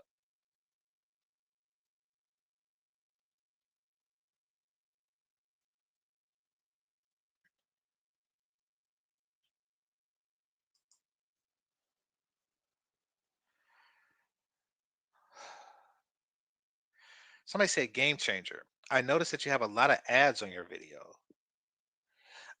There's financial reward in tearing down black women and not promoting love and marriage. Okay.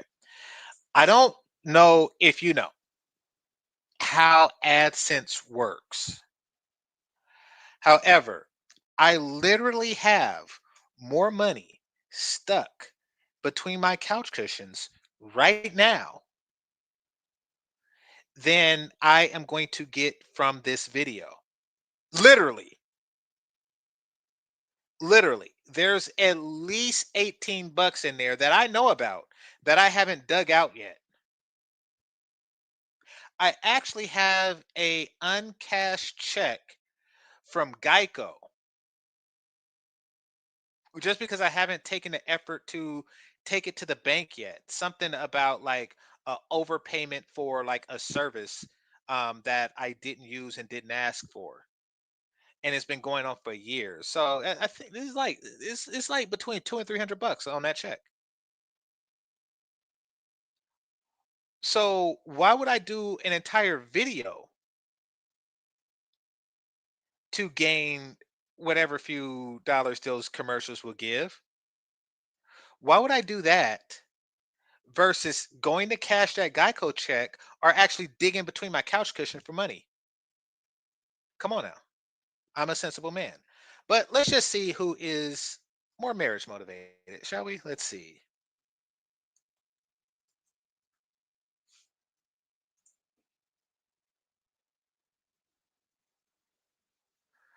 Here's some shorts. Okay. Um, this one has a baby. So I'm curious about that. Let's see.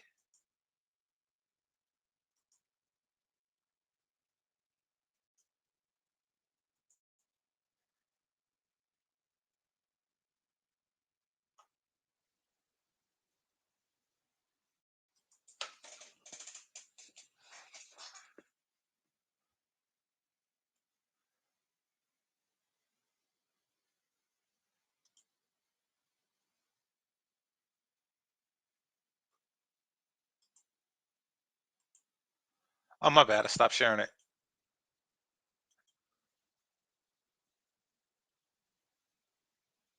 Here we go. Okay. I'm just curious what this baby is. I mean, I know it's AI, but I'm just curious.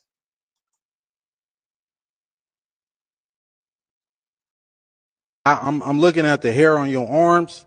You know, women I deal with, they don't have hair on their Don't do arms. too much. Hey, I'm just being honest, Don't do too Queen. much. You know, I don't like that. Okay, that was lame. So let me see if I can stay away from the Aaron the Plumber ones. Okay, let's see what she's talking about. This is as nice as it's gonna get. So basically, I don't like someone who's based on like image, like he said the wig thing, but you have on a tight shirt and tight pants. So it's like, if you're gonna talk on someone else's image, you should look at your own image. I looked at my image 10 times in the back. This nigga's old. You see.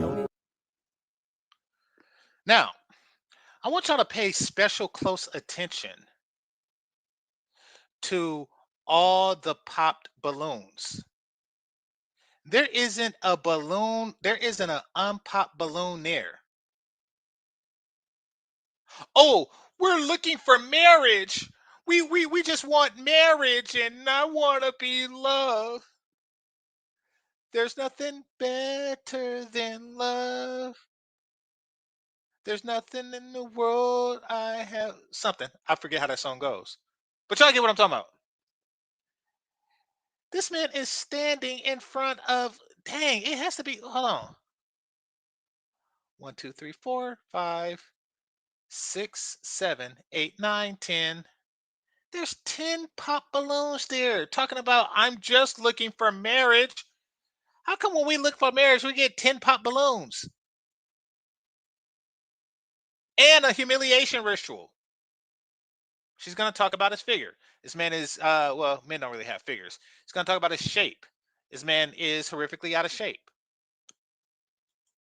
You talk about wigs and you need to go to the gym. Hey, I done lost a little weight, man. It's okay. It's cool. That's what I'm saying. You worry about wigs, you should worry about the gym and the diet and other things like that. Notice how she's defending the wig wearers even though she don't have a wig.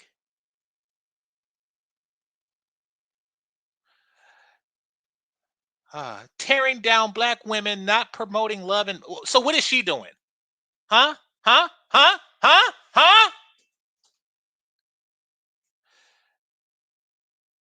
Tearing down black women and not promoting love and marriage. Okay, let's listen to who's tearing down whom, shall we? Surely. Let's listen to some more about how he's grotesquely out of shape. And, yeah, it doesn't seem like she's promoting love and marriage now, is she? Is she? Is she? Is she? Your own image. I looked at my image 10 times in the back. This nigga's old. You see. Don't be talk about wigs and you need to go to the gym. Hey, look, I done lost a little weight, man. It's okay. It's cool. That's what I'm saying. You worry about wigs, you should be worried about the gym and the diet and other things like that. I just feel like, once again, if you're going to be focused on aesthetics, you should be aesthetically pleasing. That's cool. That's just my thing. I feel you. Plug. This is as nice. See, here's the thing. He is an out of shape dude. He is an out of shape dude. That used to be the regular as far as relationship goes. Like him and her, if you were to fast forward to the day that the first episode of The Simpsons aired, or The Family Guy aired, or the Flintstones aired, you see this whole fat husband, fit wife dynamic going on. And that was because back then, women wanted relationships, wanted marriage more than the men. And they were willing to pay the price of being with a guy that's overweight in order to be in that prize position of wife. Now they're not willing to pay that price. But the men are. And that's why you see relationships that are reversed, where you have the fit men with the fat women. And this is the progress that they're talking about. But to counter Caribbean Brit's point, this isn't about love. This isn't about love. This is about forcing a better arrangement for themselves. None of these broads here are looking for love. They're looking for the biggest penis that they can suck. That is what they're looking for, and the biggest wallet attached to it. 666, fellas. 666. Don't believe the lies. And don't believe the thighs. And those damn sure ain't blue eyes. All right. Actually, I'm going to watch another one. Because this isn't a one-off. Like, I type in pop the balloon in the search field. Let's see. Let me see if I get some more pop the balloon shorts. These are all long format videos. Okay. Let's see. So she's going to be the one doing the popping.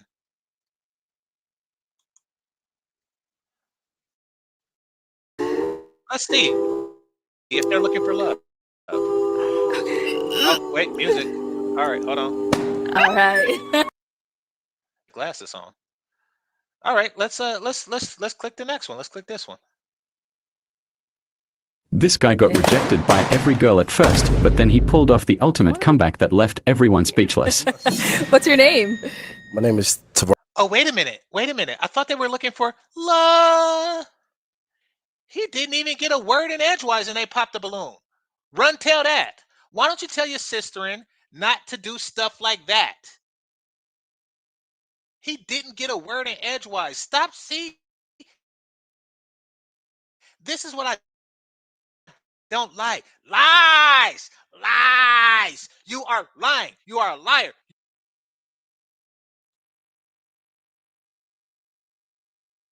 We just sit around and knit and we wait with our ovaries hoping that a black man come and bless us.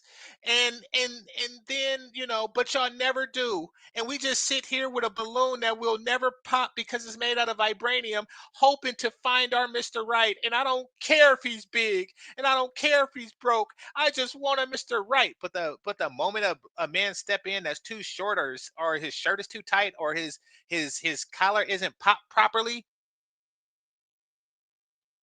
They all, I don't even know why they popped the balloon on this dude. But I'm not a judgment of dude. Apparently, he's like the fifth ugliest nigga alive. So they popped the balloon on him based on looks. He hasn't said a word yet. Based on appearance. That is not the actions of women who are looking for love. Keep in mind, I don't watch this show. I didn't click this one knowing that this was going to happen, but it did because it's bullshit. What you're proposing to me is bullshit, Caribbean Brit, and you know it. If you don't believe me, come up. Bring your husband. Bring your husband. Come up. Tavarius, how old are you? I'm 29. All right. So we could get some pop balloons. Let's go on over there and see why they ended up popping. My name is Dee. I'm 27. I popped my balloon because you kind of look like my cousin. I'm so sorry. Hi, my name is Kamina. I'm 27, and I popped my balloon. Okay. That makes sense. That makes sense. Hold on. Oh crap. I gotta call her back. All right. That makes sense. Because I have found myself less attracted to someone who favors someone that I in my family or something like that. For example, back in the day when brothers was up talking Vivica Fox has a very strong resemblance to my mother. Very strong.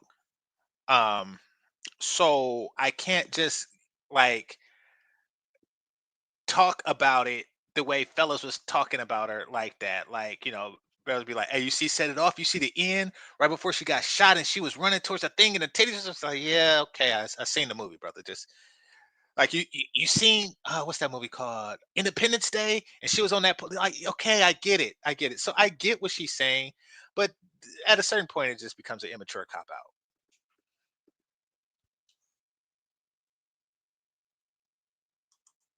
Because, like she said, because I'm Haitian, and you look a lot like my relative. My name is Tiffany, and Okay, she started off cool, but then it's like, okay, so now you're against the whole half island because, and all those who favor it, then you should understand why black men date non-black women because black women reminds him of somebody in his vast family.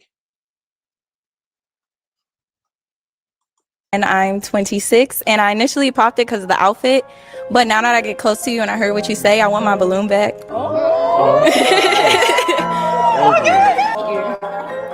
Any questions between the two of you? Feel free. Do you have any kids? No kids. I have a kid. Okay, cool. And how old? 2. Okay, awesome. I want more kids. I just want to be married first. That's fine with me.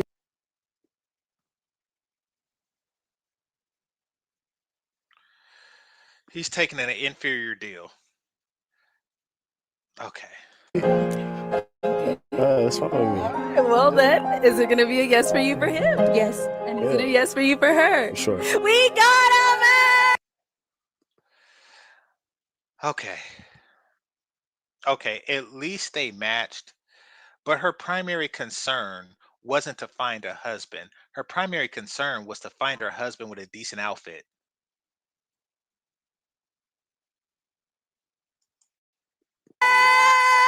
This guy got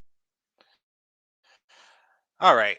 Should I do y'all tell me in the chat room, should I do one more or do you think that they got the point? That they stop spreading them lies that, oh, we all just want a decent man.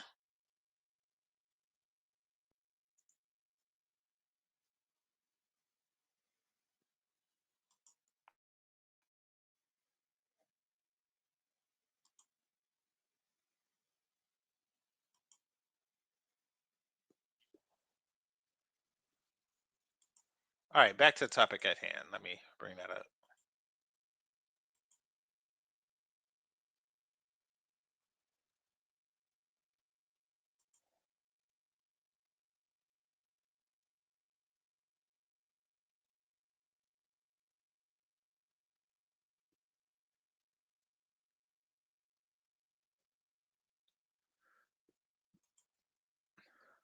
Beautiful. I love to see this. You'd see more of it if you told your women to stop popping the balloon all the fucking time.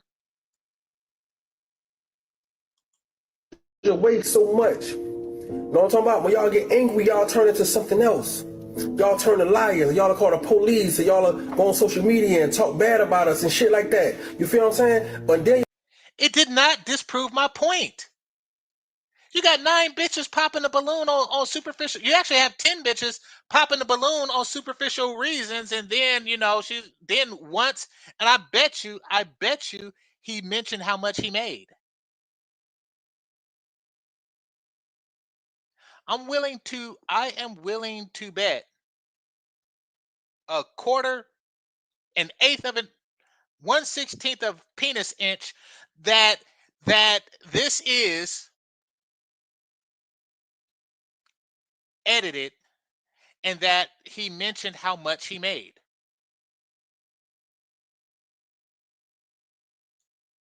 He didn't prove nothing.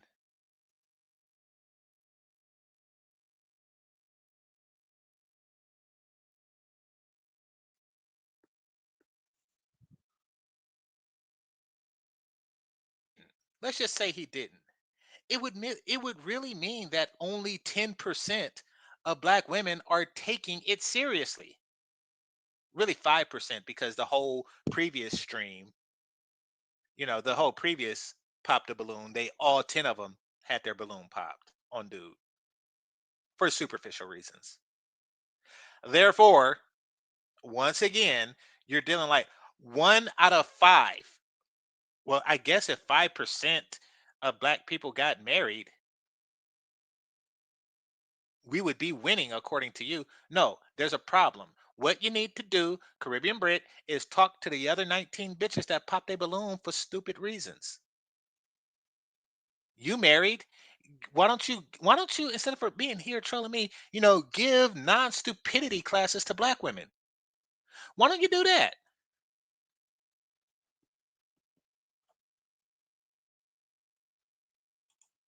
y'all put us all in the same category. Everybody is not a Pookie and a Ray Ray. Everybody don't need you. A lot of us just want to be with y'all, but at the end of the day, we know we can go and date other women and other races because we know how to treat women, but y'all don't know how to treat men at all. Most of y'all got attitudes. Most of y'all insecure. Y'all scared to take that helmet off, which is that weave. You know what I'm talking about? Y'all got down, put filters on. Y'all wanted to accept y'all how y'all is, fat and all that right there. I ain't trying to lose weight or nothing. It's like, it's crazy. It's like the black man put to accept everything that y'all have to offer and all of it's bullshit. But y'all get with another race and y'all know how to turn to a woman all of a sudden. Y'all ain't got no respect for us, man. And that's some sad shit. You feel me? Y'all ain't got no respect for black men. You feel me? And now, you know what I'm talking about? It seem like all y'all selling pussy. That it seem like. This dude is going off. This dude is going off. Holy crap. He's not even like on a specific point. This brother is just like, hey, fuck you bitches, and y'all turning into hoes. And I have seen that. And in my own personal dealings. And I don't know if it's poor economy or just, simple minded being influenced by Shira 7 and stuff like that. But there has been like an influx of whorish behavior against, amongst non-direct prostitute women in the black community. There has been. They're walking around with calculators determining how much is spent before legs open. I've noticed that because I am a smart person. All right, I'm going to read Marcus' statement. Greatly appreciate you, brother. He says, Game Changer is cooking today. Thanks. I appreciate you, brother.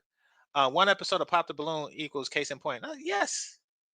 Yes. I mean, you don't have to look far. I mean, there used to be a show called The Pineapple Show. I mean, we don't even have to get into whatchamacallit, Kendra G or Kendra D, the one with the show and the people go on and they do the Kendra cam and all that stuff. You know the one I'm talking about. Yeah. We don't even have to go into that.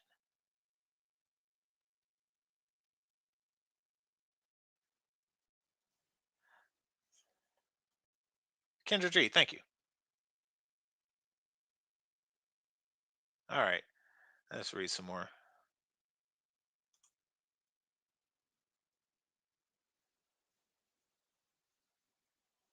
Whose options are not committing on random live streams, huh?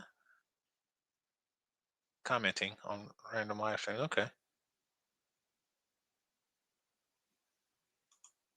Oh, here's what you're responding to. Yes, it did. You don't like to see black women having options or opinions. Uh, well, I don't like stupid opinions. Oh, no, you did mean options.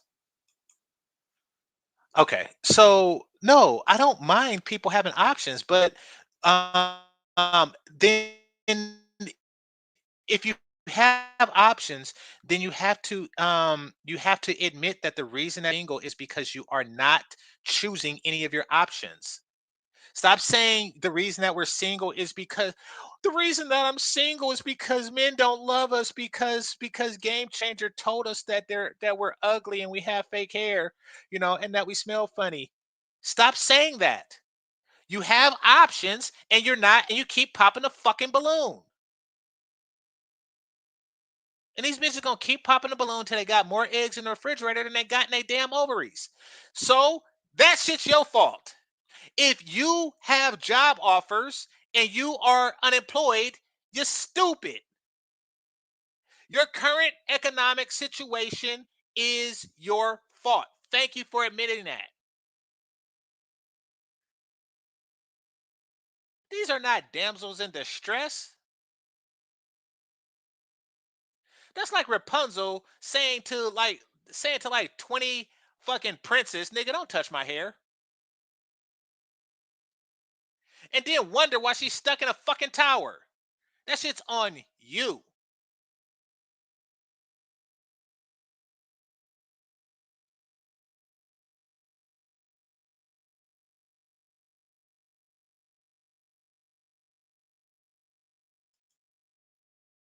When I hear stuff like financial dating and he gotta take me this place on a first date and he gotta do this for my kids on a first date, it's like that's prostitution. That's prostitution. That should be shamed. But y'all do that shit like openly, like it ain't. I was 19. The first time a chick asked me, she didn't ask, but she strongly insinuated. I think that's the right word. That it would be in my best interest. She was an oldie but goodie. At least she was older. Um, you know, she was in her late 20s, so she was older than me, is what I meant. And she had a daughter. Now, not just a daughter, because there were single mothers my age. Um, but their kids were toddlers at most. She, however, had a daughter that was like in the middle of elementary school, like third or fourth grade or some crap like that. And and I suggested to her that, hey, um, me and some friends are going to Great America. Great America is Six Flags, or it's a theme park. It's a theme park. So, um, where was I going with that? Okay, so I asked her if she wanted to come. I invited her if she wanted to come. And she said, yeah, but I got my daughter, so I'd like to come, but and I looked 'cause I had an extra ticket because I had a broad cancel on me. So she looked at me and I looked at her like, and at the time I didn't even know what she was doing. At the time, I'm like, oh, you have a daughter, and I only got a ticket for you and me, so you can't come. Like, I thought that was the natural conclusion. But as I got older, I knew she was giving me that, are you going to buy my daughter a ticket? Look, like I'm that nigga from that episode of Baby's Kids taking those brats to Fun World. Fuck that. Fuck that. I am not Robin Harris. I am not. You don't just have me take Yoke Son to Fun World and then just bring on three other badass kids with $20 to their name. Talking about I should take them too. You know how much money it costs to feed a fucking kid in a theme park? Fuck that. Great America in Maryland closed down for good. The one in Maryland closed down for good.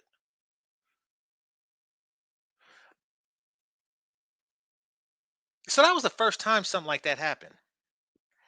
Um, and later, a woman asked, um, she said she wants to go out, but she needs to hire a babysitter. And I'm like, okay. And again, I still didn't know because to me, the whole concept of me paying for a kid to meet you, in addition to like already buying stuff for the date, in addition to already buying date stuff, I gotta pay for a baby. No, that is your kid. That is your kid. So I was caught off guard now that I'm older and I seen the red pill and stuff. Um, I am starting to see what he's talking about, and that is like a lot more horror activities where they're just asking for stuff that pertains to the date, that is not the date, but they feel that I should give it. Like nails or some crap like that. Like, no, no. You think I give a fuck about your nails? You think I give a fuck about your nails and stuff like that? Listen, I tell you why I buy condoms. Fuck what you talking about. I used to buy condoms and I used to buy ping pong paddles. So when I was young, and before the internet and stuff, I didn't know about BDSM or anything. And I didn't know that they had shops and stuff that tailored to the stuff that I want and need. I just knew that I like smacking bitches on the ass with a piece of wood. And the only piece of wood I can think of was a ping pong paddle. So if you was to say bring a ping pong paddle, that's then I like.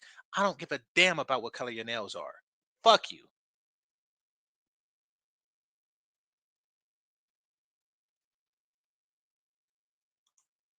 Dude, don't be nasty. The daughter was 9. Yeah, you take the daughter now because I'm sure she's 50. And the daughter is, I don't know, somewhere in her 20s. But come on now. I get what you're saying, though. Prostitution. See, I don't hear enough men say that, but I'm here to say it. A lot of y'all are prostitutes. You feel me? Y'all are prostitutes. Y'all say y'all don't need a man. That's what y'all say. Y'all say y'all can do this shit by yourself. Y'all say y'all will choose the bear over the man. You feel me? But at the same time, y'all still want our money. How can somebody broke call me broke because I don't want to buy her something? That don't make sense. You feel me? It's not the fact that men are broke, but we give to people who we think are humble and who are grateful. You feel me? A submissive woman can get anything from a man. But y'all don't know how to be submissive. Y'all call that controlling. Y'all don't know how to be feminine. Y'all call that weak. So like dating a black woman is like dating another man. And that ain't cool. Who the fuck want to date another man and he's not gay? I tell everybody, man, most black women has female bodies with a brain of a man. Thanks to Steve Harvey. I was just about to say Steve Harvey right before I paused it. So at least he caught that. Because Steve Harvey has a book that says, act like a woman, think like a man. I'm like, wait a minute. The women part is an act? Who in the fuck want that? Steve Harvey is a country fucking bumpkin retard. Who wants stuff that white people think black people think is funny? Who in the hell wants that?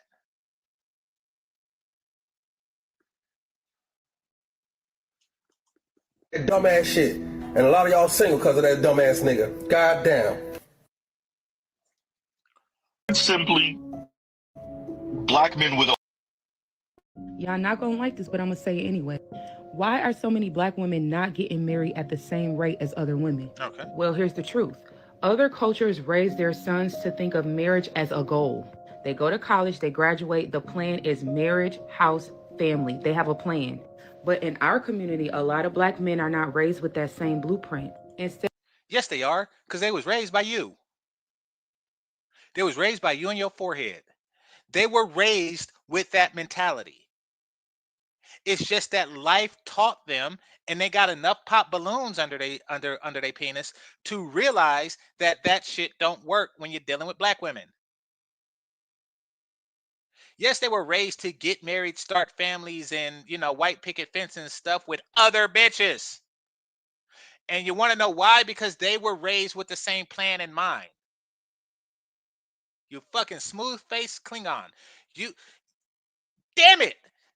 Damn you to hell. All right, let me read the super chat.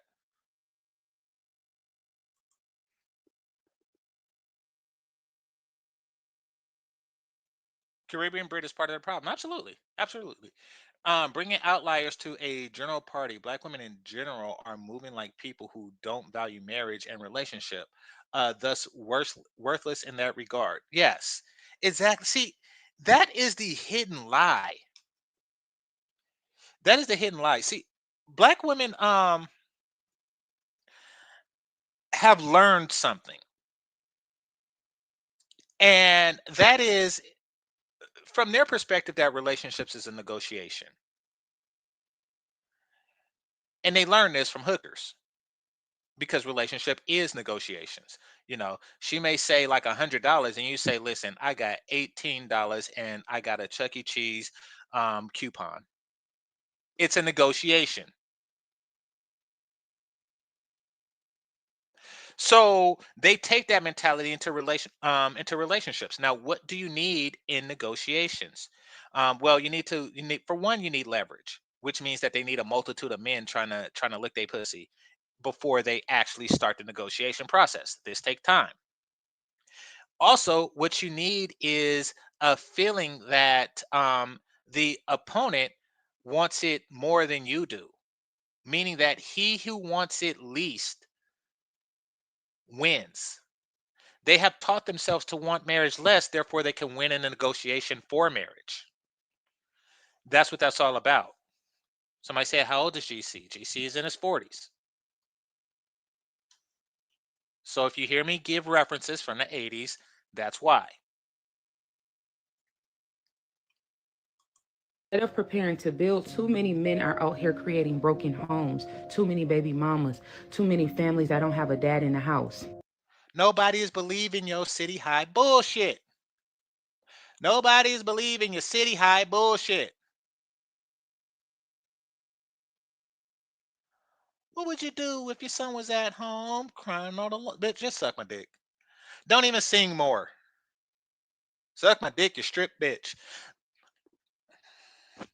Nobody is falling for that bullshit anymore. This is not Sally Jesse Raphael, where you could just go on stage or what's that show? Maury Povich. Ever notice how they boot a nigga before they even know the DNA results? This is not that. This is not that. This whole victim damsel in distress thing that y'all have been pitching to society for years that got brothers shot by police officers, nobody is buying that shit anymore. That's why they vote different. They vote against your stupid ass.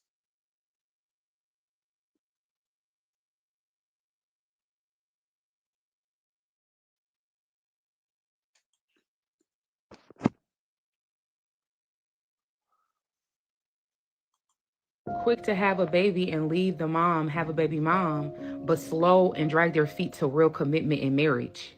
Black women deserve love too. Black women deserve the fairy tale, the American dream. We want that too. Nobody deserves a fucking fairy tale.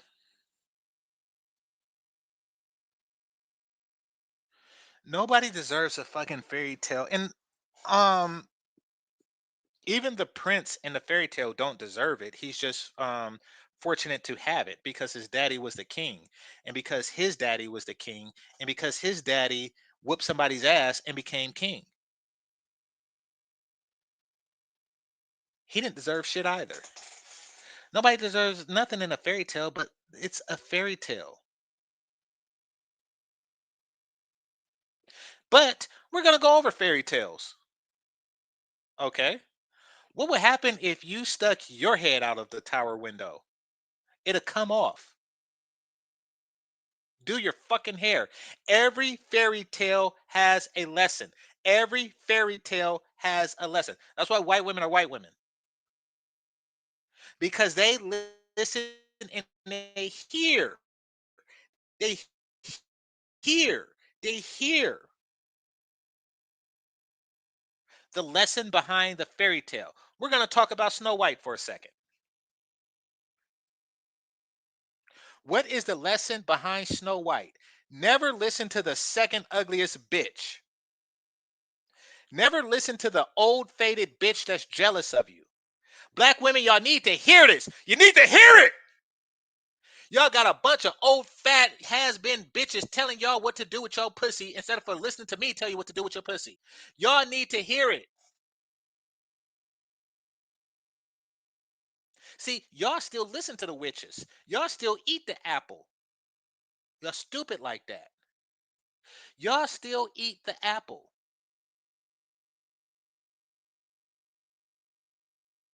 Old former fairest bitch in the land is not your friend. But y'all still listen to Big Mama. Y'all still listen to single auntie and shit.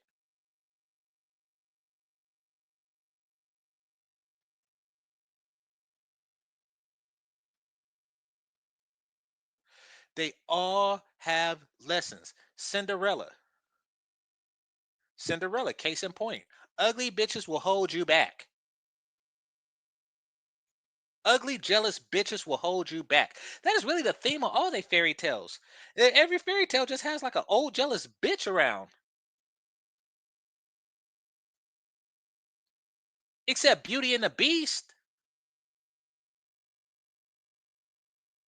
And Beauty and the Beast tells white women don't focus on outward appearances. But y'all just popping the balloon on niggas' shirts. You're stupid. Y'all get the wrong lessons from white fairy tales. You're stupid like that. Stop being stupid. All right. So, KMS. Let's see.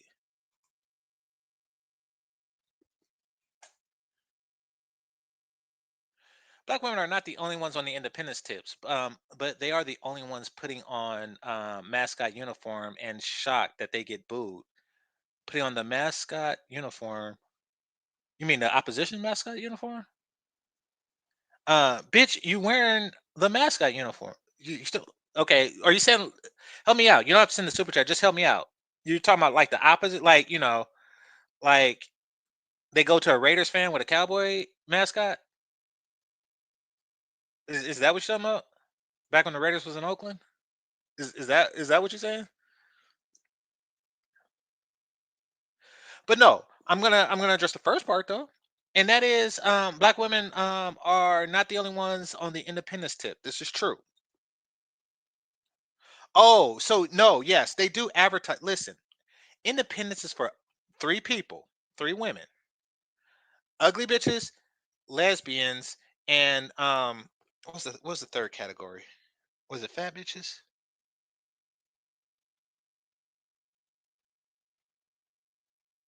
Oh, prostitutes. Because fat falls in the category ugly. So you have the ugly bitches, you have the prostitutes, and you have the lesbians. These are the only women who benefit from independence.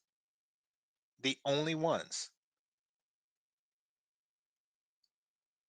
Now, white social structure as it pertains to female is wildly different than black social structure as it pertains to females. And I know this because I have family members that went to white schools. And the pretty ones in the white community, birds of a feather flock together.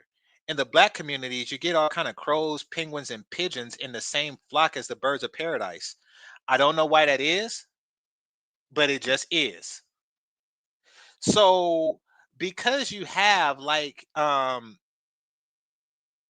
beauty hierarchy, you don't have a bunch of ugly bitches influencing your behavior in the white community in the as they do in the black community. And even if you did, they would shut that shit down. They say, shut your fat ass up and carry our luggage.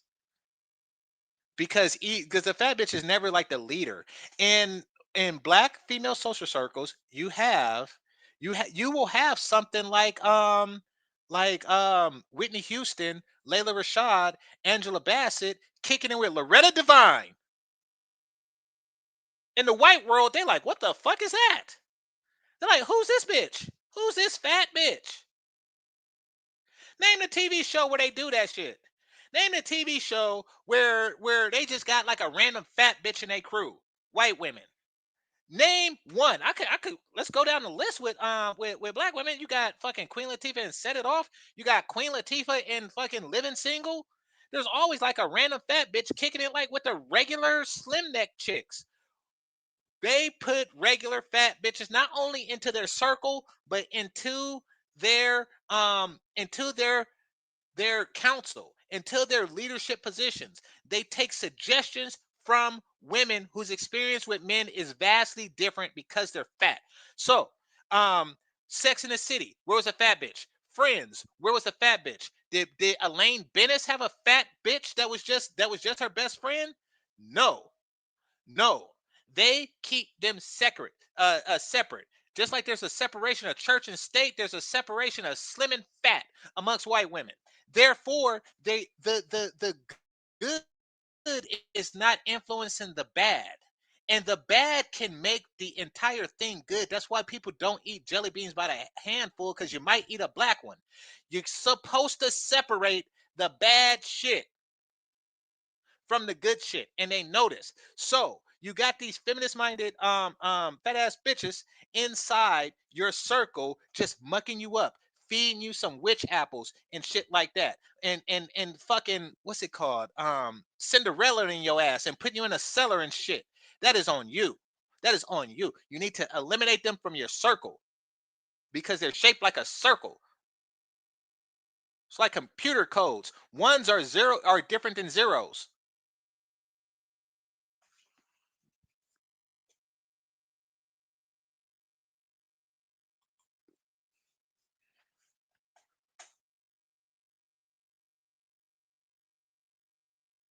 GC, entertaining your theory, fat/ugly black women cripple the dating options of more attractive counterparts. They do. They do. Please respond. What, more so than I just did? Because you was typing this as I went into a whole tirade about that. But no, I made my point on that. Do not have women whose life experience and relationship with men is going to be wildly different than yours giving you advice. When the hell was Lorena Devine even kicking it with Layla Rashad? That's just dumb.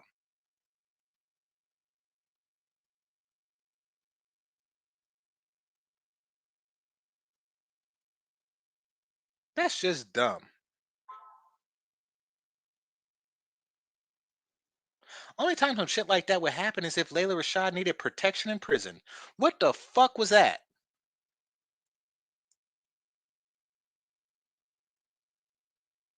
The hell Queen Latifah was kicking it with a young Vivica Fox.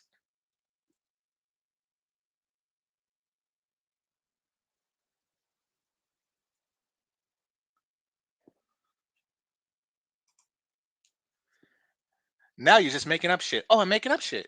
I went to a PWI. What the fuck are you talking to? What the fuck are you talking about? No, this is absurd. No matter where you live. I grew up in California. No matter where you live, this is the case. Oh, you don't believe me. You need evidence? You need evidence? Okay, I'm going to show you. I'm going to show you the fuck I'm talking about. What's that school?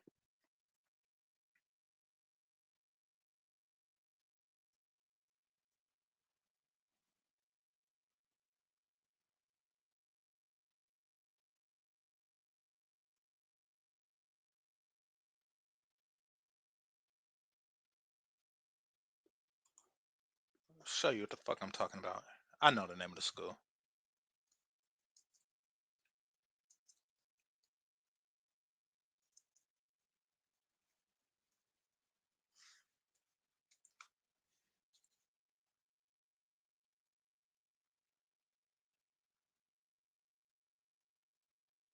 Yep. This is exactly what the fuck I'm talking about. Ratchet fucking fat ass nasty fucking smelly fake haired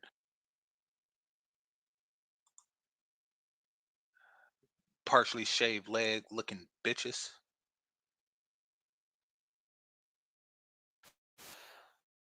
Show you what I'm talking about. I'm making shit up. All right. I guess I made her screen.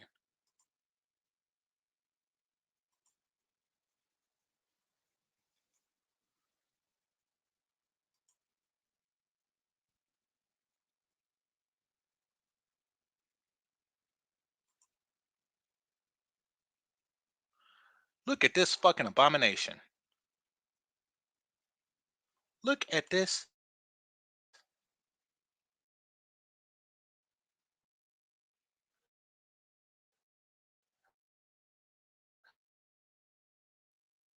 Look at this. Look at this.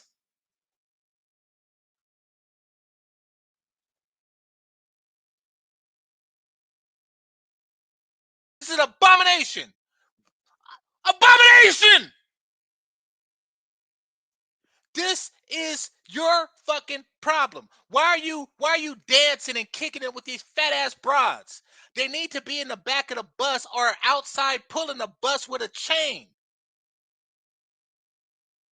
of more attractive females. What kind of shit is this? But instead, I bet you they go in the dressing room together. I'm making this up. Fuck I'm talking about.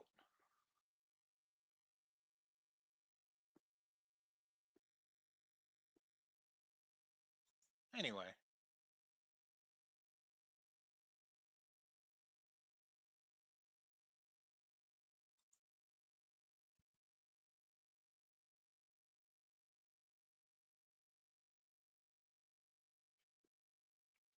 It was paused. I paused it because I want y'all to see the fat bitches better. They just dance together and all kind of stuff. It's just not normal. Where's the white women? Where's the white women who get together with fat other white women and they just dance? They just stomp the yard together.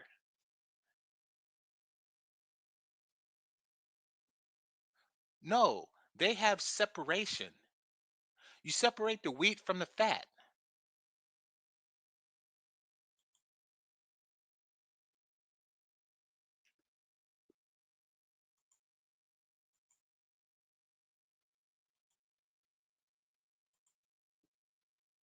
Back to the topic at hand. Okay.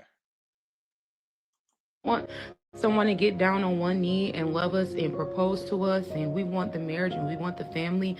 It's just too many black women out here trying to live up to this stigma that we're strong black women and we can make it and we can get through. No, I'm not.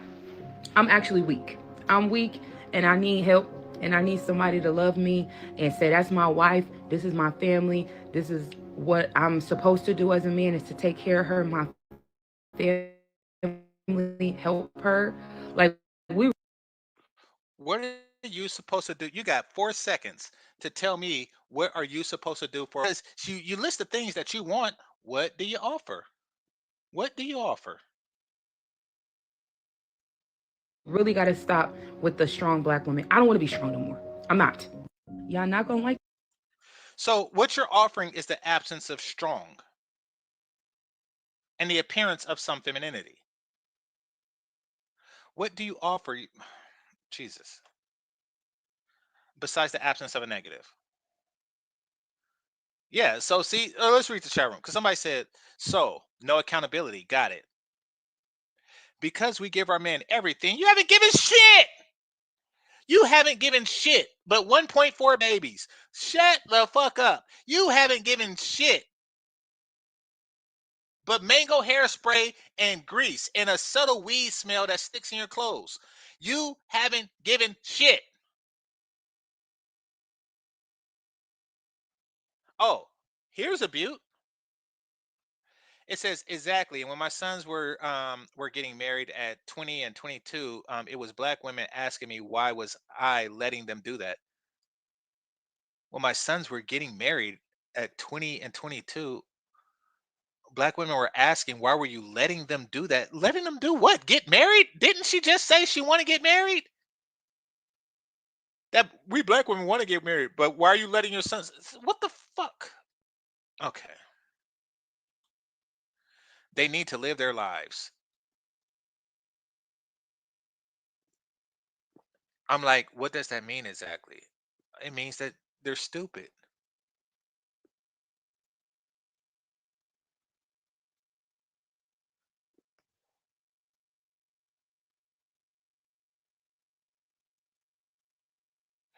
So black women raised by single mothers are taught to be wives. Nobody taught them to be wives, but they don't even like wish to learn.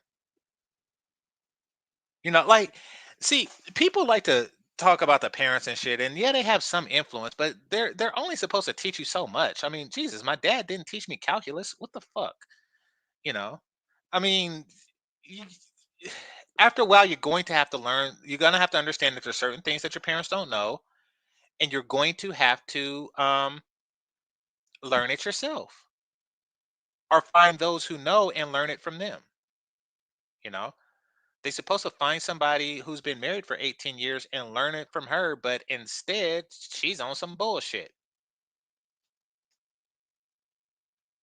Because being a player is glamorized in our community. What is your community 1991?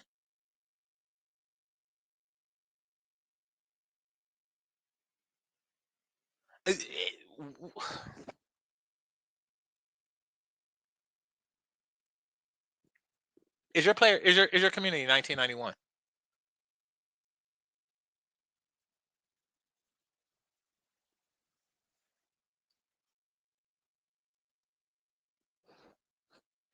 Even the old heads don't want to settle down. They rather mess around with multiple women than settle down with just one. Um, they see that as lame. Our community is lost. Okay. I'm not going to question the existence of players. You have a point there. Sad part is she's serious. Yes, that is the sad part.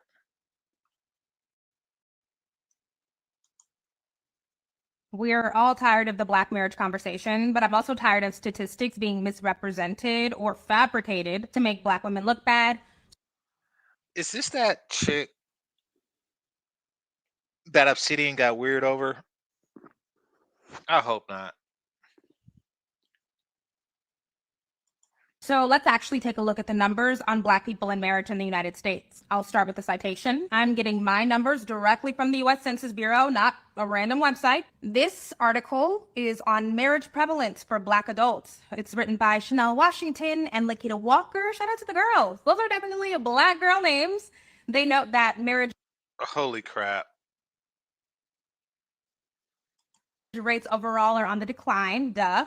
The median age of first marriage has increased, and so has the percentage of black adults who have never been married. But there's one paragraph in that article that we should pay extra close attention to. For all groups, the percentage of never married men in 1970 was 28.1% compared to 22.1% of women. By 2020, those figures rose to 35.8% and 30% respectively. However, in 1970, 35.6% of black men and 27.7% of black women were never married. But by 2020, those percentages had jumped to 51.4% for black men and 47.5% for black women. So let's put our thinking caps on and do some quick math. By subtraction, we find that at the time of the last census, 48.6% of black men had ever been married, while 52.5% of black women had ever been married. That means that more black women in the United States have been married than black men. More. Greater than. That also means that the stat that I often see about black women have a 25% chance of ever getting married is false. Where did that come from? But there's more, because in that article you Okay, I'm not gonna watch the whole thing of this, but let's just say black women marry more than once. This is a have ever been married stat. So yes, the 80-20 rule does apply, and yes, two women marrying the same dude at two different times would reflect that in a stats where women are marrying more. All right.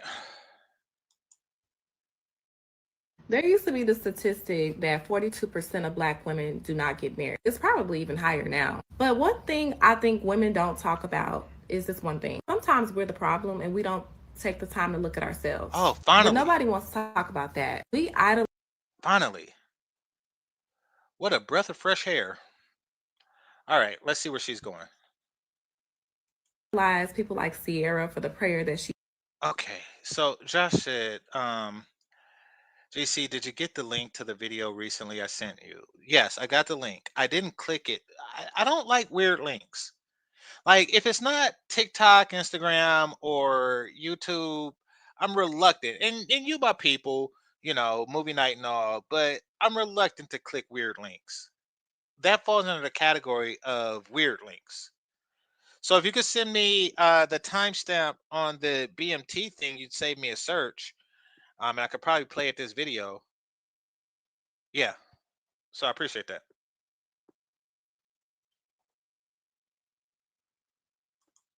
Prayed to get her husband. But we don't talk about, did Sierra actually put in the work to work on herself first? Do you think that a person like her could attract somebody if she was broken? I think you attract who you are. A lot of us don't want to put in the work to work on ourselves first. We dread the thought of healing because it seems like a task. Instead of like looking at it like, okay, you know what? Let me get to know myself. Let me find out the things that I actually like about me. And I think until we start to actually work on ourselves, that statistic is going to remain. And I'm not saying that it's all because of being unhealed, but I am saying be accountable because everything ain't these men. Some of it is us. And we need to say that. There used to be the statistic that 42% of Black women do. Finally, someone with some damn sense. Ever notice how the ones who understand just so happen to be smarter, hotter, and less hoe and lesbian? That's because, once again, feminism is for the prostitutes, ugly broads, and what was the third one? Lesbians. When you're not any of those things, then you wind up like her. Now, even though feminism isn't for unintelligent women are influenced by feminism. So they get roped in like a bit zombie, a would-be regular healthy human being that got bit. And they got bit because they stupid. Zombies are slow. It's not like it's a vampire. You fucking stupid. You got bit by a zombie. Okay? Zombies walk like 2 miles a day, and your ass got bit by them. You're stupid.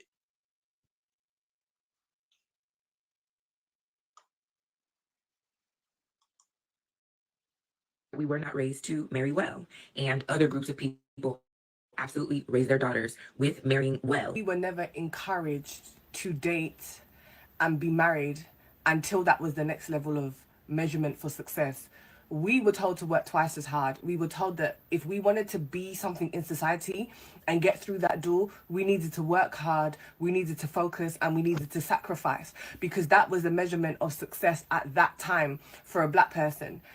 Then, when you don't show up in your adult years with no boyfriend, no husband, no partner, and it's like, well, where's your partner? Because this is the new measurement of success at this stage of development. There's always, Black people are always told to chase something. But little did anyone know that actually dating and understanding dating and navigating dating is also a skill within itself. It also has to be taught. The same way you read your books to become that top lawyer, that 1% lawyer, the Black only lawyer in the community, you need to be that Black only lawyer in a successful relationship. We weren't taught how to be in successful relationships because that wasn't the acquirement of success at that time until it was. And now, like this creator is saying, a lot of women are paying the price now, especially within I feel like with. She's killing it. She's killing it. She just be like, oh, British, British, British, and killing it. She'd be like, oh, toffee and tea and Fortnite and you weigh too many stones, but she's saying the right stuff. Black men, they have to navigate dating and relationships through environmental factors, and a lot of them This are is using true. social media, which is the worst thing to do. There's always this sacrifice talk. Black people are always taught, especially with women, how women feel. It's like sacrifice. And what she's talking about is that, like, with like our white counterparts, is like they are taught from very early that they need to find a man who is ambitious, bound to be successful, driven, focused from the very roots. And she's asking why black mothers did not do the same for young black girls. And it's always this struggle talk, it's always this sacrifice of conversation. It depends on what type of mother you had, because you can't expect a mother to have a conversation about you going to look for a successful, ambitious, focused man if her self-esteem never thought that she could also have a seat at the table. If she thought that she couldn't do it, she's not going to encourage you to do it.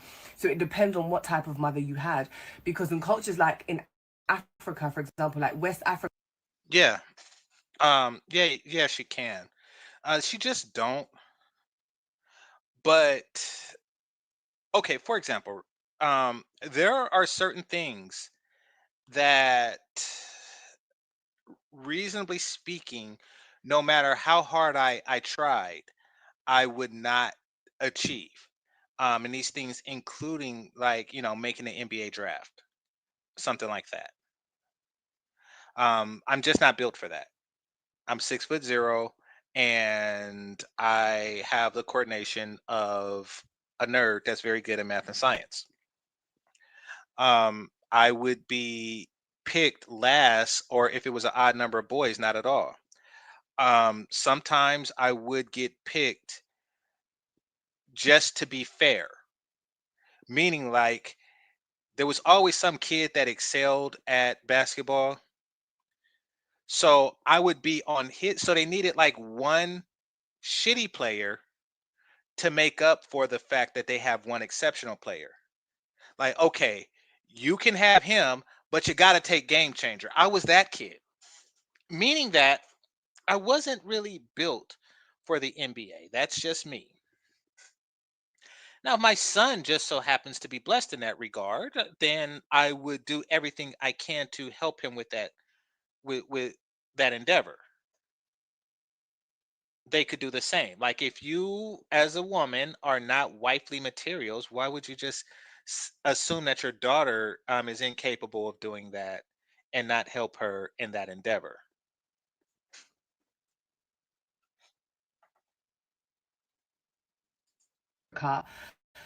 You are taught from very early that don't come home with no unfruitful, bring a man who has something, or his family has something on the back end, because the marriage is not just about you and your partner, it's also about family colliding resources to amplify. One country that gets this to a T is Nigerians. Nigerian women, if you don't have money, there's no conversation to be had, because they are taught from very young that this is the type of partner you need to have. It's a cultural thing. If you don't come.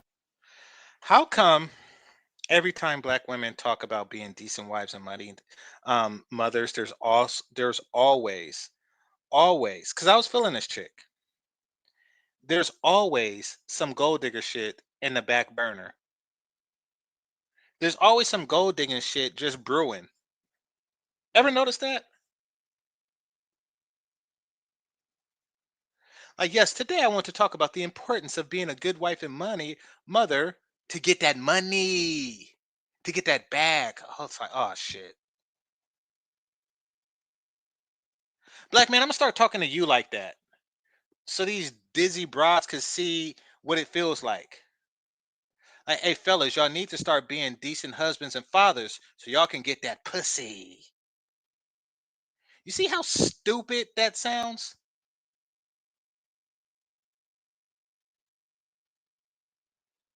Well, fellas, if you want some pussy, you need to become a decent husband and father. What the fuck? What that means is that for black women, being a decent wife and mother isn't reward enough. They require an additional and external reward. That's what that means. And it also means fuck Nigeria, according to her.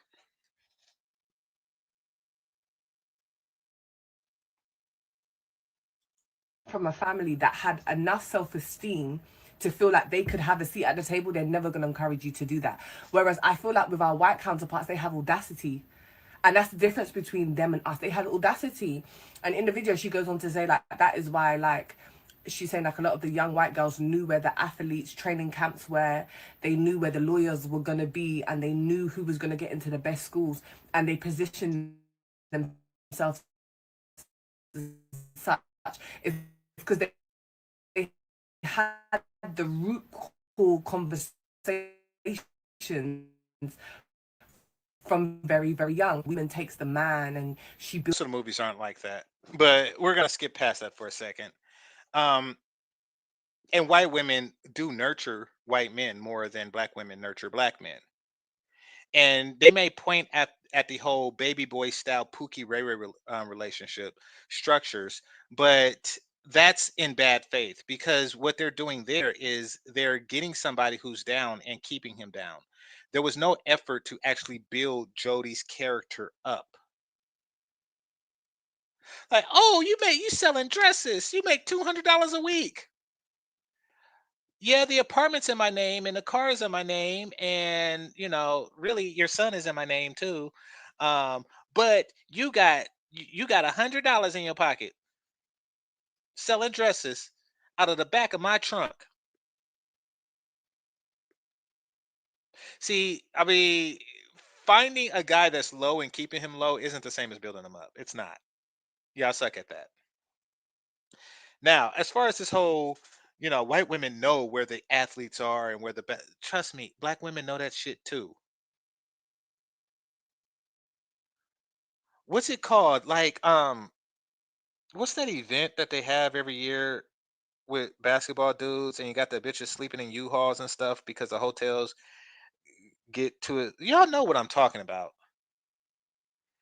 Y'all know what I'm talking about. Like every year they show like on TikTok or something like a boyfriend saying, hey, where you going? Like, oh yeah, me and my friends we're just gonna have a girls trip. Like, oh, during this basketball tournament or whatever, and they know what's going on. Not the draft. It's like All-Star weekend or fuck. Y'all watch basketball. Tell me nobody here watch basketball? All-Star weekend. Okay, so it's All-Star weekend. So um when they had it, I don't know if they had it like in Cali or Nevada, but I do know it was like some baddies. It was like some baddies. One of them said, am I a Kings fan? To which I replied, I don't watch whatever sport it is that the Kings play. Because I didn't know at the time, I didn't know if Kings was like a hockey team or a basketball team. I actually thought it was a hockey team. I was like, I don't know what the fuck a Kings is. Are we gonna fuck? Is what I was thinking. But they was getting ready to camp out for some basketball niggas. I remember that. And they was looking good. I remember that too. I was on the way on a road trip to Reno. So those of you who are from the area know the way to get there.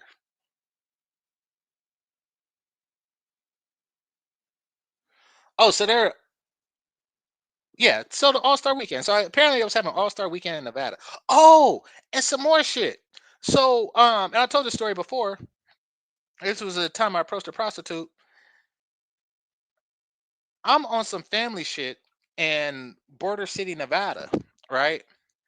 Um, I didn't even know about it. I guess somebody mentioned it, like, because it was causing traffic and it raised hotel prices a bit. But there was a golf tournament in town, right? And I seen two attractive women, and I approached the light skinned one, right? So I'm shooting my shot, blah blah blah, blah blah blah. Game changer gang, right? Game, right? And then They told me they was from Florida, from Miami. All right. And then the other one, the dark skinned chick, was like something something $1,000. I was like, what? And she was like, we cost $1,000. I was like, it's $1,000 for both of you? And she was like, yeah. And I was like, well, why can't I just give it to her and fuck her twice? Why did you throw your pussy into the mix? I was talking to her. What in the fuck makes you feel that you are just trying to eat off of her pussy as opposed to eating her pussy? You are just there trying to tag along, just trying to throw your shit in the mix.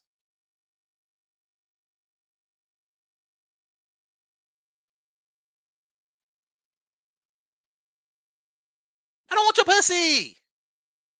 I want your friends. So don't try to. But anyway, that's a whole nother argument. The point is that they knew that it was going to be some golf niggas in town.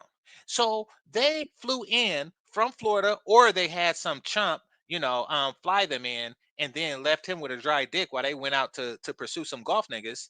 Either way, they flew in just to be around these $1,000 fuck dudes, golf niggas.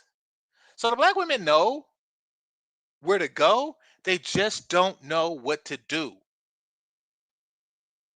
Why? Because they're impatient. They would rather like $1,000 now than share a house with a wealthy man for a lifetime. They're stupid like that.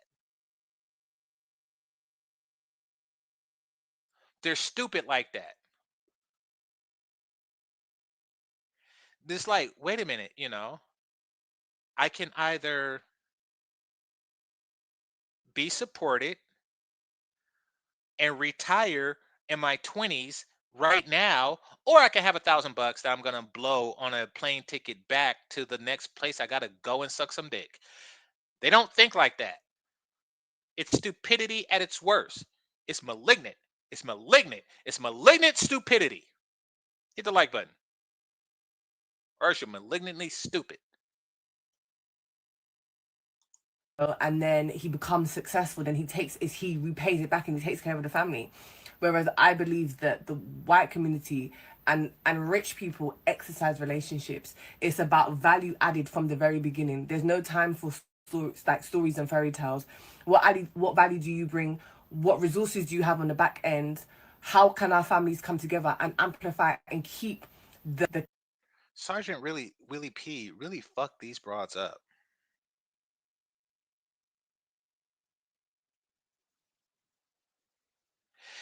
If family isn't what's in it for you, if family isn't what's in it for you,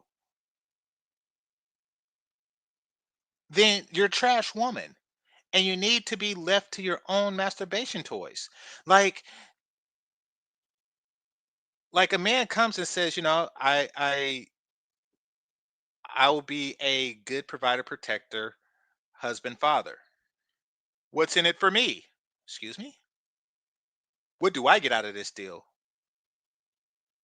You know something? Never mind. Deal's off the table. You're stupid. I'm gonna go jack off. Goodbye. What the fuck?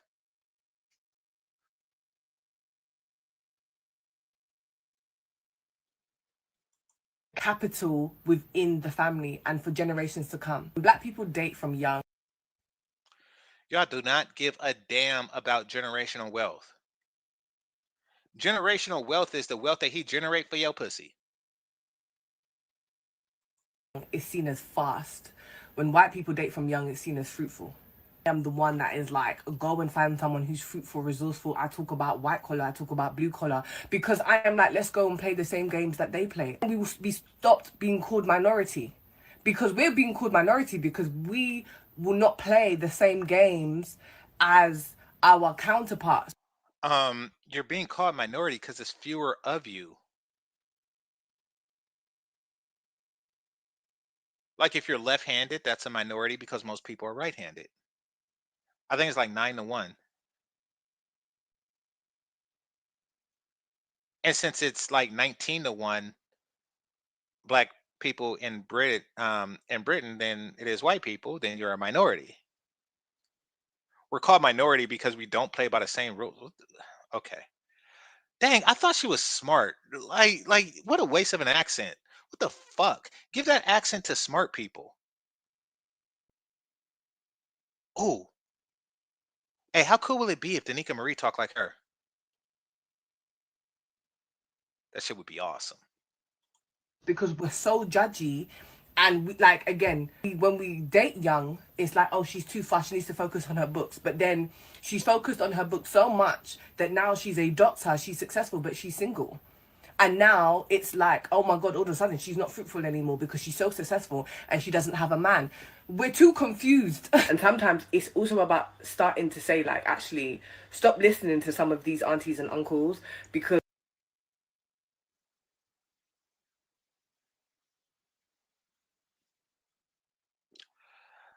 So look at that big ass spoon. Look at that big ass spoon. Look at it.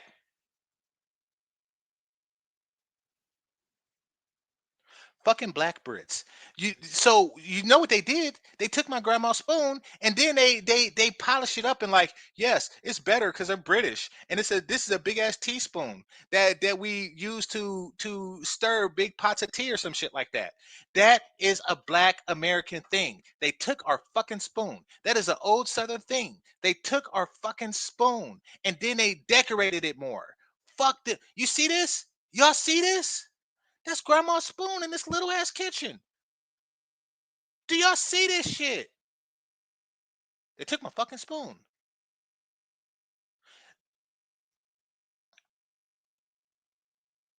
This God. they will encourage hardship over your life. We were not raised to marry well. And Okay.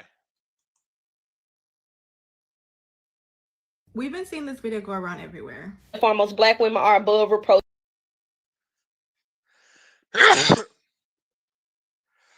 Excuse me. If it don't validate us or excuse our bad behavior, we don't want to hear it. Instead, we'll say, well, men do it too. And I'm not gonna bash this girl because she raised a lot of good points. Now, there are a lot of things and factors that go into this and a lot of different Everything sides. before One of those word points is is white bullshit. women really do be going to college to get a husband. They go to college with the intention of getting a man and being a housewife. They're taught that growing up. They are literally primed and groomed to do that. Us, black women, we go to school to learn. We go to school to get education. We go to school for that career and that big job that we want. That's what. Well, they actually get a career and big job too. They get both because they're not stupid. Ah. We go to school for. But I will say there is that sector of black women that do be getting engaged in school. And what do? A lot of the times they end up turning the guy down because why? They feel like they're going to have better options once they get out of school and get their dream job, or they just want to focus on that career altogether. And until they have that career in hand, until they have that goal accomplished, So true. they are not ready to settle down. They are not ready to have a man. They are not ready or seeking that type of relationship at all. And a lot of that comes back. See, black women are like Tony Montana.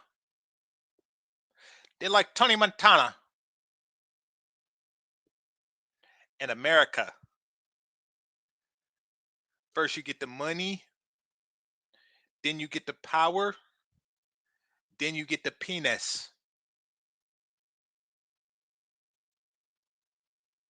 That's black women. Modern black women think like 1970s Cuban male mafia drug kingpins. Now, they never stopped and thought about it and said, you know something? This plan of attack probably isn't going to work for me because I don't have a penis. And I am not a 1970s Cuban mafia member. So for these reasons, it's probably not going to work for me. They, you know. to thinking of what she mentioned. We're above getting a man. We're above being with a man. We're above saying that we need a man. We can't even come out and say that we need a man. That's a problem, y'all. And for y'all to not notice that that is a problem scares me. We've been seeing this video go around everywhere. Foremost, black women are above reproach if it. This is true. This is true. This message is for black women and black women only. Answer this question. Oh, So statistics show past 3 hours. I that gotta go. only 26% of black women will marry in their lifetime from any race. 26% of black women will marry in their lifetime. My question is, why do you guys think that is?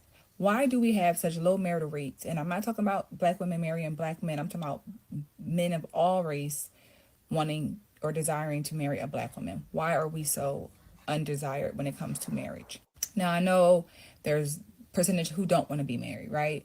But there's a large percent of women, black women, who want to be married. But again, why is that the case?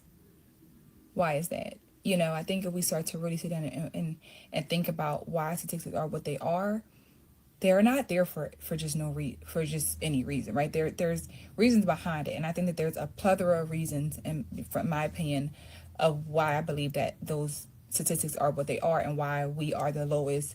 You know, we have the lowest marital rates as black women.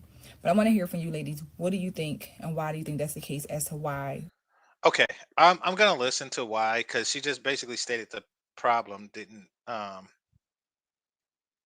give her theory on why, but she left that to the chat room. So I'll see what the chat room is.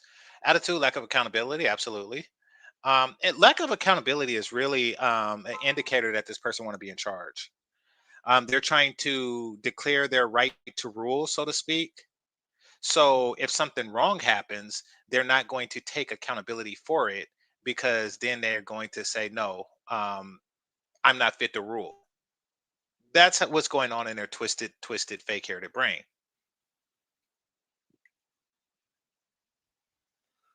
Too much arguing, way too much. Yes, that's another indicator of that. Basically, this all comes down to, I really want to be in charge. Regardless of the answer, won't listen. Good point. Excessive attitude and volume. The volume is a desire to be seen. And the attitude is a desire to be seen in a position of authority. But that whole feeling of being ignored, they would rather be seen in a negative light than to not be seen at all, which is really the subtext of the movie Color Purple. Like, like when Suge was saying these trees do everything that humans do, they just want to be seen. That's what that's really about. Attention. They believe the world owes them something. I see that. Oh, these comments are lit, and every last one of them are on point. I look like a younger ARC. All right. Extremely argumentative, like all the time about everything. Besides that, they are fired. No, you forget the fat, the fake hair, the unwillingness to take relationships serious at a young age, the funny smell, followed by the outerwear like children that they tend to possess.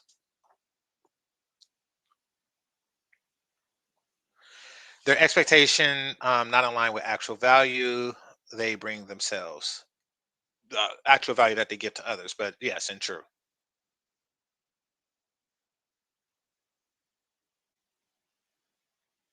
We are too secure in ourselves and love insecure women. Yeah, so um, I'm gonna apply that logic. Asian women don't like me because my dick's too big. Like they fucking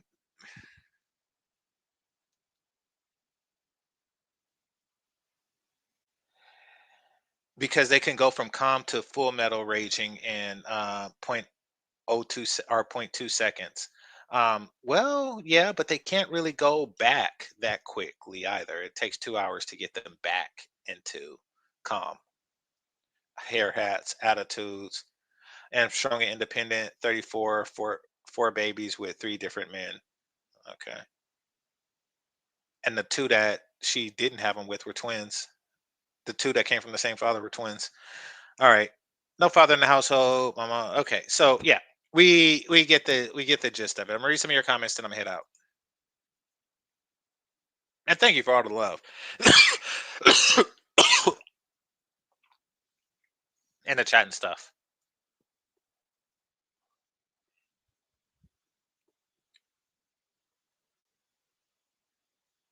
And the super chat, I mean. Let's see. Avalanche of excuses, absolutely.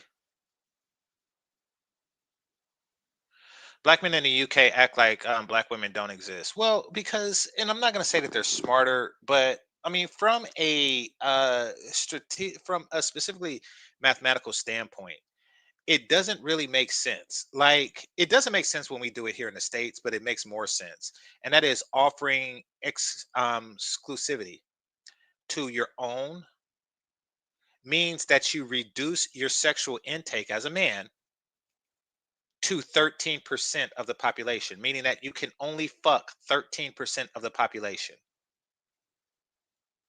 And that 13% may or may not embrace you sexually. That is a huge reduction of sexual opportunity. And men need opportunity. Like, we have far less success with women than women do with men. Meaning that if an average man was to approach 100 women, and an average woman was to approach 100 men, her results would be at least 6 times better than his. At least. And that's to say, if he got 6 out of 100, she would get 36. Or if he got 10, she would get 60. But it's really closer. I mean, I'm being modest when I say 6. It's really closer to like anywhere between 6 and 12.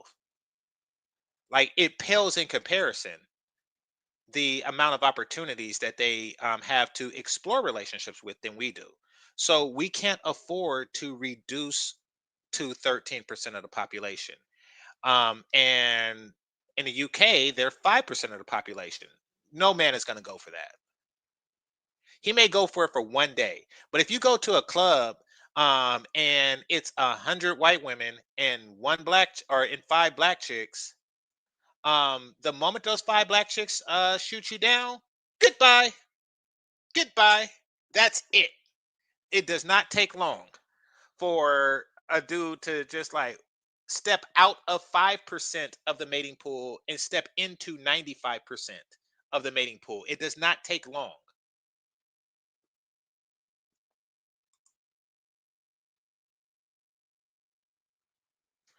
My apologies. This is for those who haven't. Okay. I missed the context of this.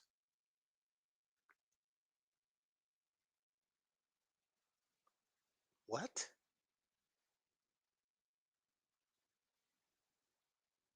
Why did y'all let this person here? You're just advertising some sci-fi shit. I don't know you. Stick to the topic, or at least reasonably within range.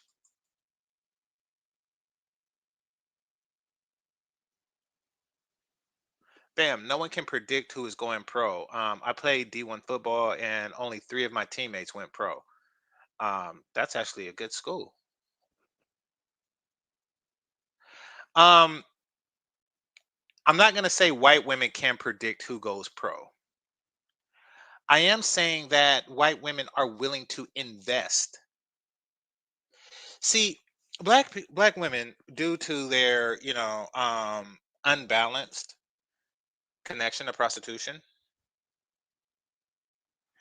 they put a premium on pussy that's higher than any other race of women, which is why they're more demanding and they offer so little outside of pussy. They feel that pussy is enough because they feel that pussy is more valuable.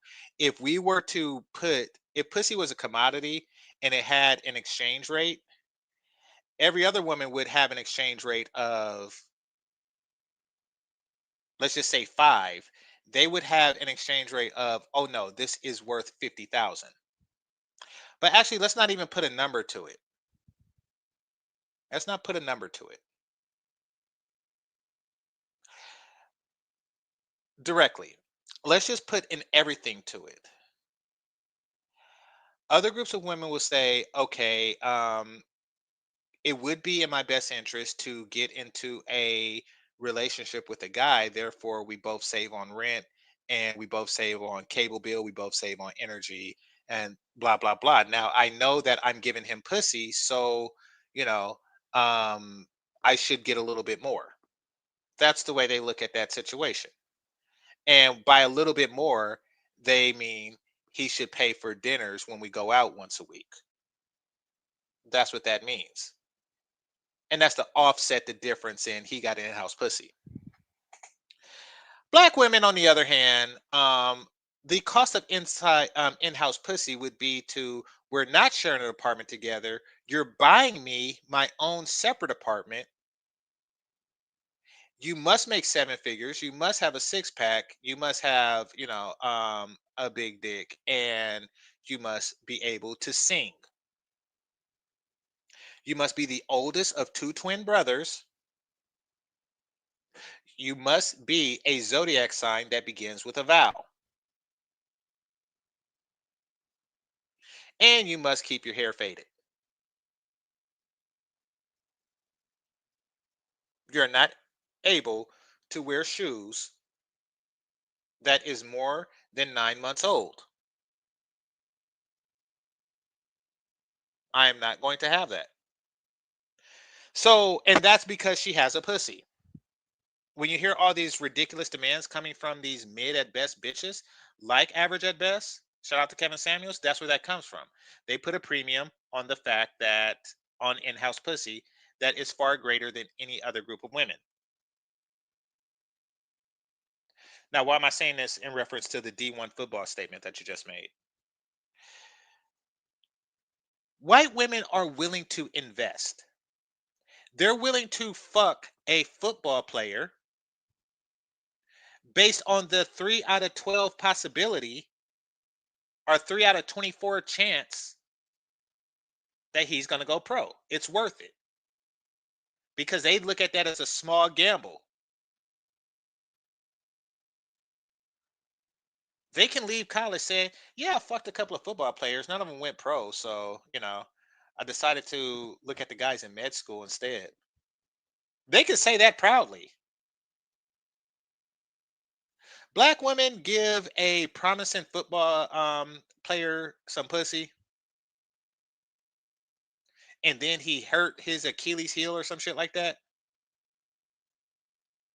And then she's just singing the blue, like, I gave my love in vain. Like, she just like, oh, I gave him such valuable pussy and I didn't get anything in return. I didn't get anything in return. I just gave up some pussy. It was pussy. I can't believe I gave up some pussy. He got pussy. It was pussy. That's how they view it. So they're a lot less willing to invest it on the possibility of something. Because quite frankly, it's all they got.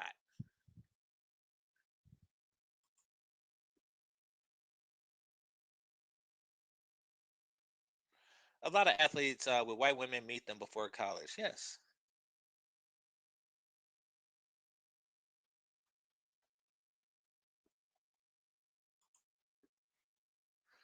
White women do the right thing. A smart woman would hang around the STEM buildings looking for a man. They don't necessarily hang around the STEM buildings, but I mean, I was STEM, and you know, I had my access to white women.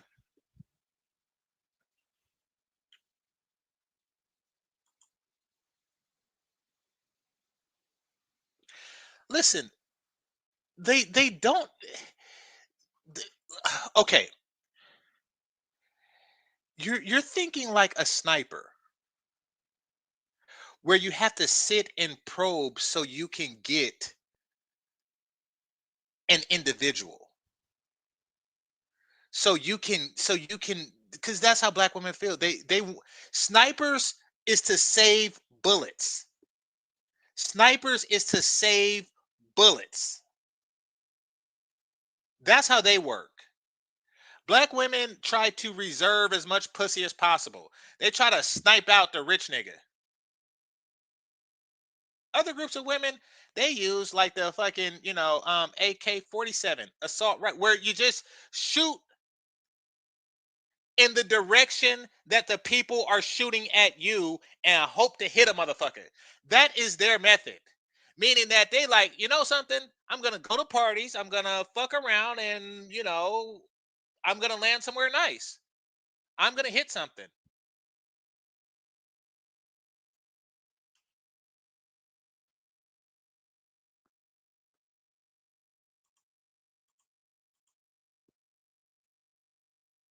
Yeah, I thought that. That is a hockey and baseball team name, or basketball team name, Kings.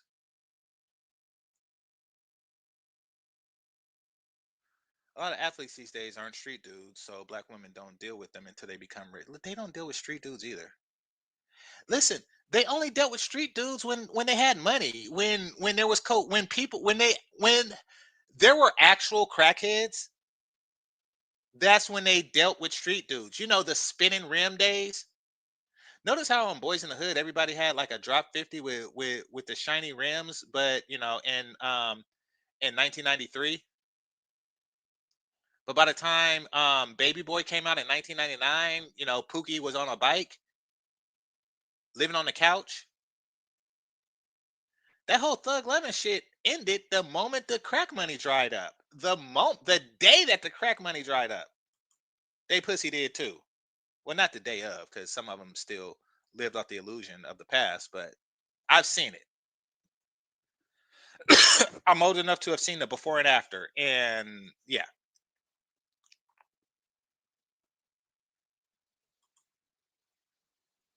Okay, so there.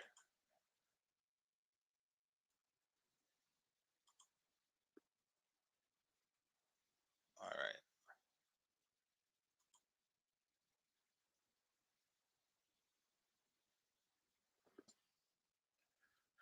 White women are more marriage and family minded than black women overall. White women's dogs are more marriage and family minded than black women.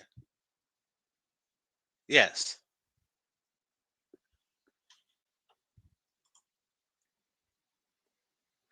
Black women want financial compensation for being in a relationship. I mean, and perhaps white women do too, but they don't announce it and they don't demand it up front. I mean, they don't even try to make a dude feel like he's not paying her to be married to her. It's like they get a kick out of, I want you to know up front that you are giving me money to be your wife.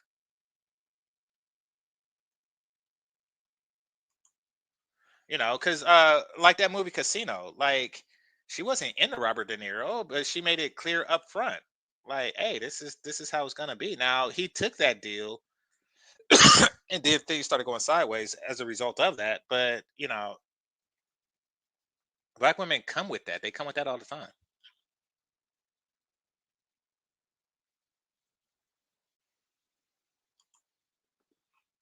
UK brothers acknowledge the biracial girls, though. Okay.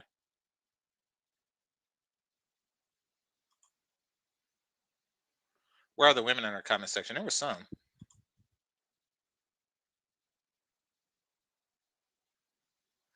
Believe it or not, this is some woman's actual preference. Who's that? So what are the solutions? She gave up pussy, and he broke his Achilles heels. God damn, the pussy is bad luck. Yeah, exactly. Pussy is his Achilles heel. All right. Did you hear about the black woman asking D1 players for money once they start getting paid? No.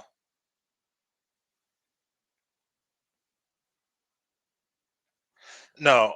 Um, there is something strange going on with black women in that regard. And I don't know if it's because they have lost the art of finessing or what, but lately they've just been asking for money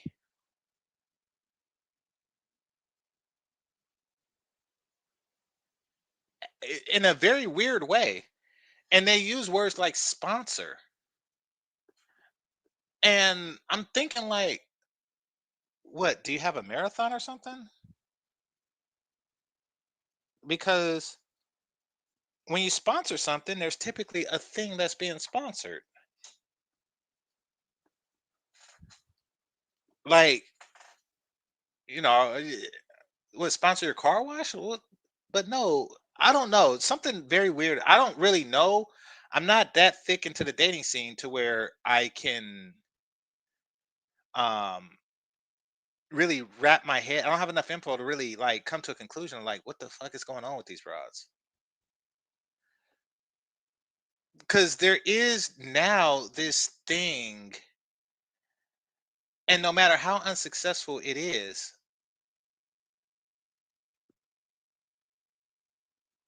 that men should pay them for nothing.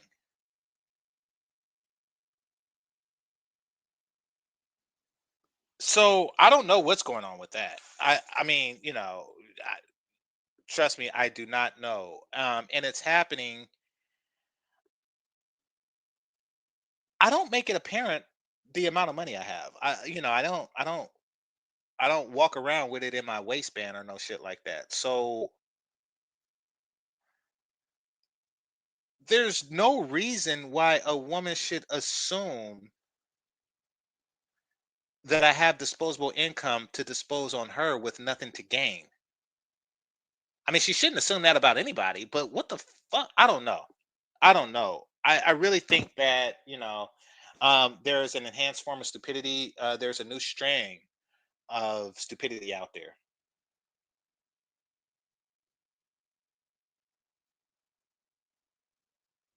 I don't know if white women are much different. By the way, this is not like women I'm approaching either. You know,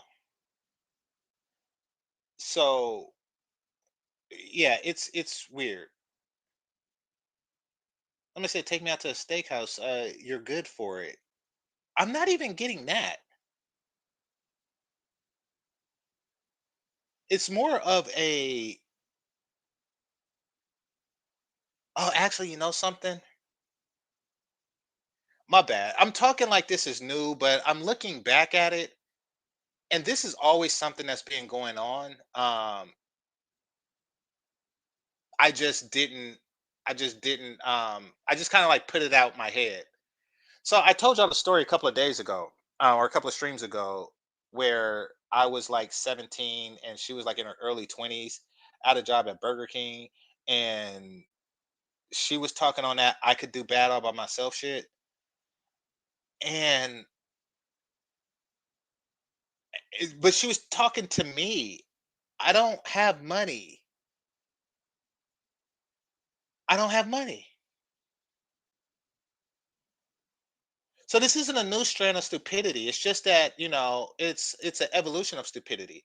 Meaning that her dumbass had a daughter, and that daughter is now on the same, like, she's actually like more stupid.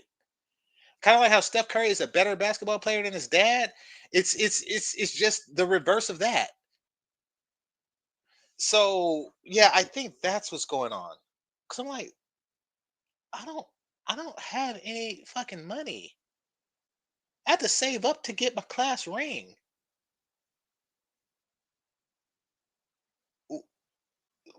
So like I was dumbfounded by that, and I put it out my brain. But I did meet a couple of those when I was younger, so this is not a new, like, this. It's just more of the same.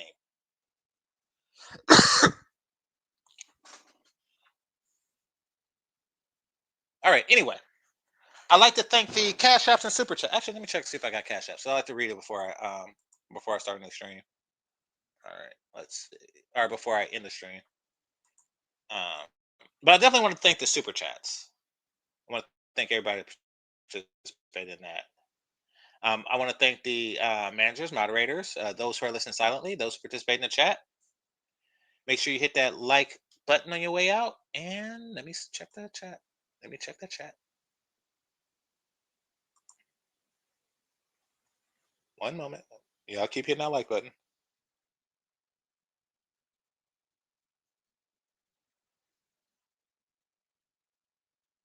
And this is GameChanger 00100. Game over. Peace.